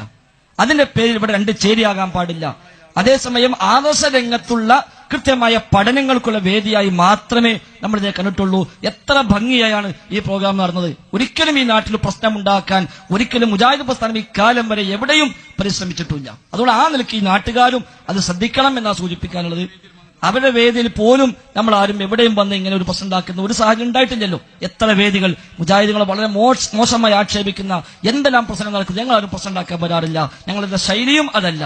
അതുകൊണ്ട് നാട്ടുകാർ ശ്രദ്ധിക്കുക. ഒറ്റപ്പെടുത്തുന്ന ആളുകൾക്ക് ഇതൊക്കെ ഭംഗിയായി നടക്കുന്നത് കാണുമ്പോൾ ചില പ്രയാസം ഉണ്ടാകും. അതിന് എന്തെങ്കിലും ഒരു ഹേതുണ്ടാക്കി ഇവരുടെ ശബ്ദകോലാഹലം ഉണ്ടാക്കാൻ ആരെങ്കിലും ശ്രമിക്കുന്നുവെങ്കിൽ ഈ നാട്ടുകാർ അത് തിരിച്ചറിയണമെന്നാണ് സൂചിപ്പിക്കാനുള്ളത്. അദ്ദേഹം ചോദിച്ച വിഷയം നമ്മുടെ വിഷയവുമായി ബന്ധപ്പെട്ടതല്ലെങ്കിലും മുമ്പിലില്ലാത്ത മയ്യത്തിന് വേണ്ടി ജുമുഅ ദിവസം വെള്ളിയാഴ്ച ജുമുഅയ്ക്ക് ശേഷം മയ്യിത്ത് നിസ്കരിക്കാൻ പറ്റുമോ എന്നാണ്. നമുക്ക് അതിൽ കൃത്യമായ ഒരു മാതൃക പ്രവാചക ജീവിതത്തിൽ നമുക്ക് കാണാൻ സാധ്യമല്ല. നബിതങ്ങൾ അങ്ങനെ നിസ്കരിച്ച ഒറ്റ കേസുള്ളത് നജാഷി രാജാവ് മരിച്ചപ്പോഴാണ്. നജാഷി രാജാവ് മരിച്ചു എത്യോപ്യയിൽ. പ്രവാചകൻ പറഞ്ഞു, നിങ്ങളുടെ സഹോദരൻ നിങ്ങളുടേതല്ലാത്ത നാട്ടിൽ വെച്ചു മരണപ്പെട്ടിരിക്കുന്നു. അഥവാ ആ നാട്ടിൽ ആ മരിച്ച വ്യക്തിക്ക് വേണ്ടി മയ്യിത്ത് നിസ്കാരം നടന്നിട്ടില്ല. അതിന്റെ പേരിൽ അല്ലാഹുവിന്റെ റസൂൽ സ്വല്ലല്ലാഹു അലൈഹി വസല്ലം തങ്ങൾ സ്വഹാബത്തെ വിളിച്ചുകൂട്ടുകയും നമസ്കരിക്കുകയും ചെയ്തു എന്ന് കാണാൻ കഴിയും. ആ ഒരു വിഷയം, ആ ഒരു മാതൃക മാത്രമാണ് ആ വിഷയത്തിലുള്ളത്. അതുകൊണ്ട് അത്തരം കേസ് ഉണ്ടെങ്കിൽ നമുക്കാവാം. ഒരു വിമാനം കത്തിക്കഴിഞ്ഞ് മരിച്ചു, മയ്യത്ത് കിട്ടിയില്ല, അവിടെ ആ മയ്യത്ത് കുളിപ്പിക്കാനോ നിസ്കരിക്കാനോ ഒന്നും സംവിധാനം ഉണ്ടായില്ല എങ്കിൽ നമുക്ക് ആ മയ്യത്ത് മുമ്പിൽ ഇല്ലാതെ തന്നെയും ആ മയ്യത്തിന് വേണ്ടി നമസ്കരിക്കാം. അതേപോലെ കടലിൽ നഷ്ടപ്പെട്ടു പോയ ഒരാളുടെ ശരീരം, മയ്യത്ത് നമുക്ക് കിട്ടിയില്ല എങ്കിൽ നമുക്ക് അവിടെ നിസ്കരിക്കാം. അതൊന്നുമല്ലാതെ എവിടെ മരിച്ചാലും എല്ലാവർക്കും എവിടെയും വെച്ച് നിസ്കരിക്കുക എന്നതിന് പ്രവാചക മാതൃക ഇല്ല. എന്നാൽ പണ്ഡിതന്മാർക്കിടയിൽ 2 അഭിപ്രായം ഈ വിഷയത്തിലുണ്ട്. ഈ ഒരു വിഷയത്തെ, ഈ നജാഷി രാജാവിന്റെ സംഭവത്തെ അടിസ്ഥാനമാക്കിക്കൊണ്ട് ചില പണ്ഡിതന്മാര് പറഞ്ഞു, ഒരിക്കലാണെങ്കിലും അങ്ങനെ നടന്നല്ലോ, അതുകൊണ്ട് അതും മതി തെളിവ് എന്ന് പറഞ്ഞ പണ്ഡിതന്മാരുണ്ട്. അതല്ല, ഈ പറഞ്ഞ പോലെ അത്തരം സാഹചര്യങ്ങൾ അതെടുക്കാമെന്നല്ലാതെ അതിനെ പൊതുവായ തലത്തിൽ കൊണ്ടുവരാൻ വകുപ്പില്ല എന്ന് പറഞ്ഞ പണ്ഡിതന്മാരുമുണ്ട്. കൂടുതൽ ശരി ആ അഭിപ്രായമാണ് എന്നതുകൊണ്ടാണ് ഞാനത് സൂചിപ്പിച്ചത്. ഏതായിരുന്നാലും സഹോദരൻ അൽഹംദുലില്ലാഹ് വൈകുന്നേരം ഒരു 5-5:15 ആരംഭിച്ച ഈ പ്രോഗ്രാം നിശ്ചയിക്കപ്പെട്ട 10 മണി വരെ പൂർത്തിയായി തന്നെ അൽഹംദുലില്ലാഹ് ഭംഗിയായി നടന്നു. ഒരുപാട് വിഷയങ്ങൾ ഇവിടെ ചർച്ചയ്ക്ക് വന്നു. വളരെ ആത്മാർത്ഥമായ നിഷ്കളങ്കമായ ചോദ്യങ്ങളും മറുപടികളും തന്നെയാണ് ഇതുവരെയും ഇവിടെ നടന്നത്. ഇവിടെ ചോദ്യകർത്താവ് ഉമർ ഫൈസിയുമായി ബന്ധപ്പെട്ട് അദ്ദേഹം എവിടുന്ന് പഠിച്ചു എന്ന രൂപത്തിൽ ചോദ്യം വന്നപ്പോഴാണ് എന്റെ ഭാഗത്തുനിന്ന് അത്തരമൊരു പരാമർശം വന്നത്. ആ ചോദ്യം അങ്ങനെ വന്നില്ലായിരുന്നുവെങ്കിൽ ഈ മറുപടി പറയേണ്ട ഒരു ആവശ്യവും ഉണ്ടാവുകയും ചെയ്യുമായിരുന്നില്ല. ഏതായിരുന്നാലും അതൊന്നൊരു ബോധപൂർവ്വം ആക്ഷേപിക്കാനോ ചെറുതാക്കാനോ പരിഹസിക്കാനോ ഒന്നുമല്ല. അങ്ങനെ ഒരു ഉദ്ദേശം ഞങ്ങൾക്ക് ഉണ്ടായിട്ടുമില്ല. ഇനി അതിൽ അബദ്ധമുണ്ടെങ്കിൽ അല്ലാഹു തആല നമുക്കെല്ലാം അത് പുറത്തു തരട്ടെ. ആമീൻ. നിങ്ങളൊക്കെ ഞങ്ങൾക്ക് വേണ്ടി ദുആ ചെയ്യണം, ഞങ്ങൾ നിങ്ങൾക്ക് വേണ്ടി ദുആ ചെയ്യുന്നു. ഏതായാലും ഒരു വാശിക്കപ്പുറത്ത് വിഷയങ്ങളെ സമീപിക്കാനാണ് നമ്മൾ ശ്രമിക്കേണ്ടത്. ഇവിടെ പ്രധാനമായും വന്ന വിഷയങ്ങൾ റബ്ബിനോട് മാത്രമുള്ള തേട്ടങ്ങളാണ്. അതേപോലെ അല്ലാഹുവിന്റെ നാമഗുണ വിശേഷണങ്ങളാണ്. ആ നിലക്കുള്ള വിഷയങ്ങളാണ് പ്രധാനമായും ഇവിടെ ചർച്ച ചെയ്യപ്പെട്ടത്. അതിനനുബന്ധമായി മാലകൾ, മൗലിദുകൾ, റാത്തീബുകൾ, കുത്തുബിയത്തുകൾ, ദർഗകളെല്ലാം ചർച്ചയ്ക്ക് വിധേയമായി. ആ വിഷയങ്ങളെ പ്രമാണമടിസ്ഥാനമാക്കി കൂടുതൽ പഠിക്കാൻ ഈ ശബ്ദം ശ്രദ്ധിച്ച ആളുകൾ സജ്ജമാകണമെന്നാണ് സൂചിപ്പിക്കാനുള്ളത്. ഇതൊക്കെ നമ്മുടെ പരലോകത്തിന്റെ വിഷയമാണ്. ഒരു വാശിക്ക് വേണ്ടി, സംഘടനാ താല്പര്യങ്ങൾക്ക് വേണ്ടി തൽക്കാലം ഒരു നിലപാടിൽ നിന്നുകൊണ്ട് നമ്മുടെ പരലോകം നഷ്ടപ്പെടുത്താൻ ഒരിക്കലും ഇടയാകരുത്. ആത്മാർത്ഥമായ വിഷയം പഠിക്കുകയും ഇന്ന് മരിച്ചാലും നമുക്ക് ബർസഖി ലോകത്തേക്ക് യാത്ര പോകാനുള്ളതാണ്. നേരത്തെ പറഞ്ഞപ്പോൾ ഈ നാട്ടിൽ ഒരു സഹോദരൻ ഇന്ന് മരിച്ചു. വൈകുന്നേരം അസുറിന് ശേഷം അദ്ദേഹത്തെ മറവ് ചെയ്തു. ഒരുപക്ഷെ നാളെ നമ്മളൊക്കെ മരിച്ചുകൂടായിക ഇല്ല, ഖബറിലേക്ക് പോയിക്കൂടായിക ഇല്ല, ഈ ലോകത്തെ ജീവിതം അവസാനിപ്പിച്ച് യാത്ര പോകേണ്ടി വന്നുകൂടായിക ഇല്ല. അങ്ങനെ യാത്ര പോയാൽ അപ്പോഴും ഈ നാട്ടിൽ സംഘടന ബാക്കിയാകും, കമ്മിറ്റിക്കാർ ബാക്കിയാകും, സ്ഥാപനങ്ങൾ ബാക്കിയാകും, പ്രോഗ്രാമുകൾ ബാക്കിയാകും. നമ്മൾ നമ്മുടെ ഖബറിലേക്ക് നമ്മുടെ അമലുമായി നമ്മൾ മാത്രമേ ഉണ്ടാകൂ. അവിടെ ഒരു പിഴച്ച വിശ്വാസവുമായി പോയി, തെറ്റായ നിലപാടുമായി പോയി, അല്ലാഹുവില്ലാത്ത വിളിച്ചു പ്രാർത്ഥിച്ച് ദർഗയിൽ പോയി പ്രാർത്ഥിച്ച് ഉറുക്കും നൂലും ഏലസും കെട്ടി ആ നിലക്കുള്ള ശിർക്കും ബിദഅത്തും ഖുറാഫാത്തുമായി ജീവിച്ച് നാളെ ഖബറിൽ പോയി പ്രയാസപ്പെടുന്ന സാഹചര്യം സഹോദരങ്ങളെ നമുക്കുണ്ടാകാൻ പാടില്ല എന്ന് മാത്രമാണ് അവസാനമായി സൂചിപ്പിക്കാൻ ഞാൻ അവസാനിപ്പിക്കുകയാണ്. അള്ളാഹും അവന്റെ റസൂലും അള്ളാഹിനെ കുറിച്ച് പഠിപ്പിച്ചതെല്ലാം നമ്മൾ അംഗീകരിക്കുക. അള്ളാഹും അവന്റെ റസൂലും ഖുർആനിൽ എന്തൊക്കെ പഠിപ്പിച്ചുവോ അത് നമ്മൾ അംഗീകരിക്കുക. അള്ളാഹു തൗഫീഖ് പ്രദാനം ചെയ്യുമാറാവട്ടെ. ബാലുശ്ശേരിയുടെ 1-2 മിനിറ്റുകൾ നീളുന്ന ചെറിയ ഒരു സംസാരത്തോട്, ശിഹാബ് ഇടക്കരയുടെ ഒരു സംസാരത്തോട് കൂടി ഇൻഷാ അല്ലാഹ് നമുക്ക് അവസാനിപ്പിക്കാം. അള്ളാഹു നമ്മിൽ നിന്ന് ഇതെല്ലാം സ്വീകരിക്കുമാറാവട്ടെ. അസ്സലാമു അലൈക്കും വറഹ്മത്തുള്ളാഹി വബറകാതുഹു. സുഹൃത്തുക്കളെ, അസ്സലാമു അലൈക്കും വറഹ്മത്തുള്ളാഹി. ഞാൻ ദീർഘമായി സംസാരിക്കുന്നില്ല, വെറൊരു 3 മിനിറ്റ്. അൽഹംദുലില്ലാഹി റബ്ബിൽ ആലമീൻ വസ്സലാത്തു വസ്സലാമു അലാ റസൂലില്ലാഹി വഅലാ ആലിഹി വസ്വഹ്ബിഹി അജ്മഈൻ. ഇത്തഖുല്ലാഹ്. ശബ്ദം അടഞ്ഞിട്ടുണ്ട്. അപ്പോ കുറെ സമയം നേരത്തെ കിട്ടിയാലും സംസാരിക്കാൻ വയ്യാത്ത ഒരവസ്ഥയിലാണുള്ളത്. ഇവിടെ കൂടിയ മുഴുവൻ ആളുകളോട് എനിക്ക് പറയാനുള്ളത്, നമ്മൾ അള്ളാഹുവിന്റെ ഖുർആനും മുഹമ്മദ് റസൂൽ സല്ലല്ലാഹു അലൈഹി വസല്ലമയുടെ തിരുസുന്നത്തും അനുസരിച്ച് ജീവിക്കാനാണ് ശ്രമം നടത്തേണ്ടത്. വാശിക്കപ്പുറം സഹോദരങ്ങളെ, പ്രമാണങ്ങൾ എന്ത് പറയുന്നു എന്ന് പരിശോധിക്കുക. ഇവിടെ എഴുന്നേറ്റ് നിന്ന ഒരാൾക്കും സഹോദരങ്ങളെ നിങ്ങളോട് ആരോടും വ്യക്തിപരമായി ഒരു വൈരാഗ്യമില്ല, സംഘടനാപരമായി ഒരു വൈരാഗ്യമില്ല. നിങ്ങളെല്ലാവരും മനസ്സിലാക്കണം, നമുക്കെല്ലാവർക്കും ഈ ലോകം വിട്ടു പോവാനുള്ളവരാണ്. മരണം നമ്മെ എല്ലാവരെയും കാത്തിരിക്കുന്നു. അപ്പോ വാശിക്കപ്പുറം വിഷയങ്ങൾ തെന്നിമാറുന്നതിന് പകരം സത്യസന്ധമായ ഒരു അന്വേഷണം നമ്മൾ നടത്തണം. മണിക്കൂറുകൾ നീണ്ടുനിന്ന സംസാരത്തിന്റെ ആകത്തുക, അകക്കമ്പ് എന്താണ് എന്ന് നിങ്ങൾ അന്വേഷിക്കണം. പരിശുദ്ധ ഖുർആനും തിരുസുന്നത്തും പറഞ്ഞതിനപ്പുറം സലഫികൾ, മുജാഹിദുകൾ ഈ സമൂഹത്തോട് എന്ത് പറയുന്നു എന്ന് അന്വേഷിക്കുവാനുള്ള ഒരു അന്വേഷണാത്മക ജീവിതത്തിന് സുഹൃത്തുക്കളെ എന്താണ് തടസ്സം? അള്ളാഹുവിന്റെ അപാരമായ അനുഗ്രഹത്താൽ നമുക്കൊക്കെ പഠിക്കാനും മനസ്സിലാക്കുവാനുള്ള അവസരങ്ങളുണ്ട്. നൂതനമായ സംവിധാനങ്ങളെയൊക്കെ നമ്മൾ അതിനുവേണ്ടി ഉപയോഗിക്കണം. ഇവിടെ ചോദ്യം ചോദിക്കുമ്പോൾ ചോദ്യകർത്താക്കന്മാർ ഒരു തമാശ എന്നോണം ചില വാക്കുകൾ പറയും. അതുപോലെ കാര്യങ്ങൾ മനസ്സിലാക്കാൻ വേണ്ടി ചില വാക്കുകൾ, മനുഷ്യരാണ്, അങ്ങോട്ടും ഇങ്ങോട്ടൊക്കെ വാക്കുകളിൽ ഏതെങ്കിലും അർത്ഥത്തിൽ ഒരു അക്ഷരം കൂടുകയോ കുറയോ ഒക്കെ ചെയ്യാം. അത് സംഭവിച്ചതിന്റെ പേരിൽ വിഷയത്തെ ഞാനും നിങ്ങളും പഠിക്കാതെ പോകരുത്. വിഷയം പഠിക്കുകയാണ് വേണ്ടത്. ഇത് നമ്മുടെ പരലോകത്തിന്റെ വിഷയമാണ്. ഇവിടെ കൂടി എല്ലാവരും ഇന്നല്ലെങ്കിൽ നാളെ മരണപ്പെട്ടു പോകും. ഖബറിൽ നമ്മൾ ഒറ്റക്ക. ചോദ്യം ചോദിക്കുമ്പോൾ ഉത്തരം പറയേണ്ടത് നമ്മൾ ഒറ്റക്ക. പരലോകത്ത് എല്ലാവരും ഒറ്റക്കൊറ്റക്ക് നിന്നുകൊണ്ട് മറുപടി പറയണം. കയ്യും കാലുമൊക്കെ സാക്ഷി പറയുന്ന ലോകരക്ഷിതാവായ അള്ളാഹുവിന്റെ കോടതിയിൽ സംസാരിക്കുന്ന ഞാനും കേൾക്കുന്ന നിങ്ങളുമൊക്കെ സുഹൃത്തുക്കളെ ഒറ്റക്ക് നിൽക്കണം. ഒരു വസ്ത്രം പോലും ശരീരത്തിലില്ലാതെ, ചെരുപ്പില്ലാതെ, അല്ലെ പാദരക്ഷകളില്ലാതെ, ഒരു നൂല് പോലും ശരീരത്തിലില്ലാതെ ഒറ്റക്കൊറ്റക്ക് അള്ളാഹുവിന്റെ കോടതിയിൽ നിൽക്കുന്ന ഭയാനകമായ ഒരു രംഗത്തെ നമ്മൾ ഓർക്കണം. നാം മനസ്സിലാക്കി വന്നത്, പാരമ്പര്യമായി പഠിച്ചു വന്നത്, കാക്ക കാരണവന്മാർ വഴി ഞാനും നിങ്ങളും അറിഞ്ഞു വെച്ചതിൽ അബദ്ധങ്ങൾ ഉണ്ടോ എന്ന് നമ്മൾ പരിശോധിക്കുക. എന്നിട്ട് പഠന വിധേയമാക്കുക. അള്ളാഹു തആല അതിന് എനിക്കും നിങ്ങൾക്കൊക്കെ തൗഫീക്ക് നൽകുമാറാകട്ടെ എന്ന് പ്രാർത്ഥിക്കുകയാണ് നമ്മൾ ചെയ്യേണ്ടത്. 39-ാം അധ്യായം സൂറത്ത് സുമറിലെ 3-ാമത്തെ ആയത്തും 10-ാം അധ്യായം സൂറത്ത് യൂനിസിലെ 18-ാമത്തെ ആയത്തും 26-ാം അധ്യായം സൂറത്ത് ശുഅറയിലെ 71, 72, 73, 74 വാചകങ്ങളുമൊക്കെ സുഹൃത്തുക്കളെ നിങ്ങൾ വീട്ടിൽ പോയിട്ടൊന്ന് പരിശോധിക്കുക. അപ്പോ മുൻഗാമികൾ പറഞ്ഞ ന്യായീകരണങ്ങളൊക്കെ നിങ്ങൾക്ക് വായിക്കാൻ പറ്റും. ആയത്ത് നിങ്ങൾ ഓർത്തു വെച്ചോളൂ. 39-ലെ 3, 10-ാം അധ്യായം സൂറത്ത് യൂനിസിലെ 18, 26-ാം അധ്യായം സൂറത്ത് ശുഅറയിലെ 70 മുതൽ 74 വരെയുള്ള വചനങ്ങൾ അതൊക്കെ ഒന്ന് പരിശോധിക്കുക. നിങ്ങൾ ഇഷ്ടപ്പെടുന്ന പണ്ഡിതന്മാരുടെ ഖുർആന്റെ പരിഭാഷ എടുത്തിട്ട് ഒന്ന് മറിച്ചു നോക്കുക. മുൻഗാമികളായ മുഹമ്മദ് റസൂൽ സല്ലല്ലാഹു അലൈഹി വസല്ലമയുടെ നേർക്ക് നേരെ നിന്ന് എതിർത്തിരുന്ന ആളുകൾ ന്യായങ്ങൾ പറഞ്ഞതും ദുർന്യായങ്ങൾ നിരത്തിയതുമൊക്കെ ഖുർആൻ നമുക്ക് പഠിപ്പിച്ചു തരുന്നുണ്ട്. പഠിക്കാൻ തയ്യാറാവുക. എല്ലാവരും കൂട്ടുകാരന്മാരും സുഹൃത്തുക്കളും ഫ്രണ്ട്ഷിപ്പും ഒക്കെ അവസാനിച്ച് നമുക്ക് പോകണം. ആ യാത്ര അള്ളാഹ്ക്ക് ഇഷ്ടപ്പെടുന്ന ഒരു യാത്രയാകണം. മരിക്കുന്ന നേരത്ത് സലാമുൻ അലൈക്കും ഉദ്ഖുലുൽ ജന്ന ബിമാ കുൻതും തഅമലൂൻ.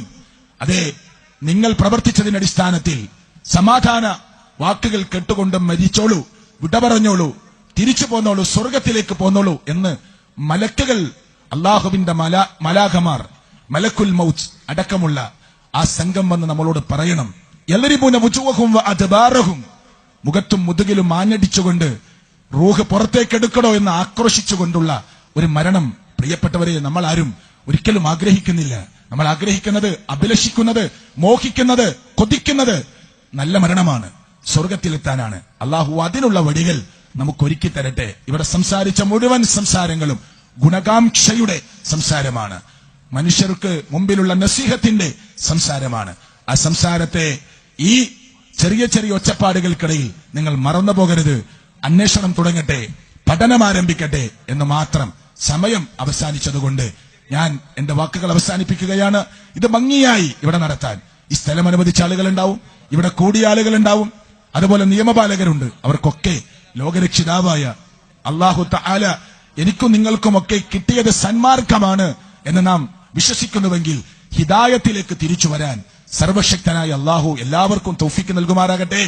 ഇത് വളരെ വൃത്തിയായി പൂർത്തീകരിക്കാൻ 10 മണിവരെ ഈ സമയം പൂർത്തീകരിച്ചത് പൂർത്തിയാക്കാൻ സഹായിച്ച ഏതൊക്കെ സുഹൃത്തുക്കളുണ്ടോ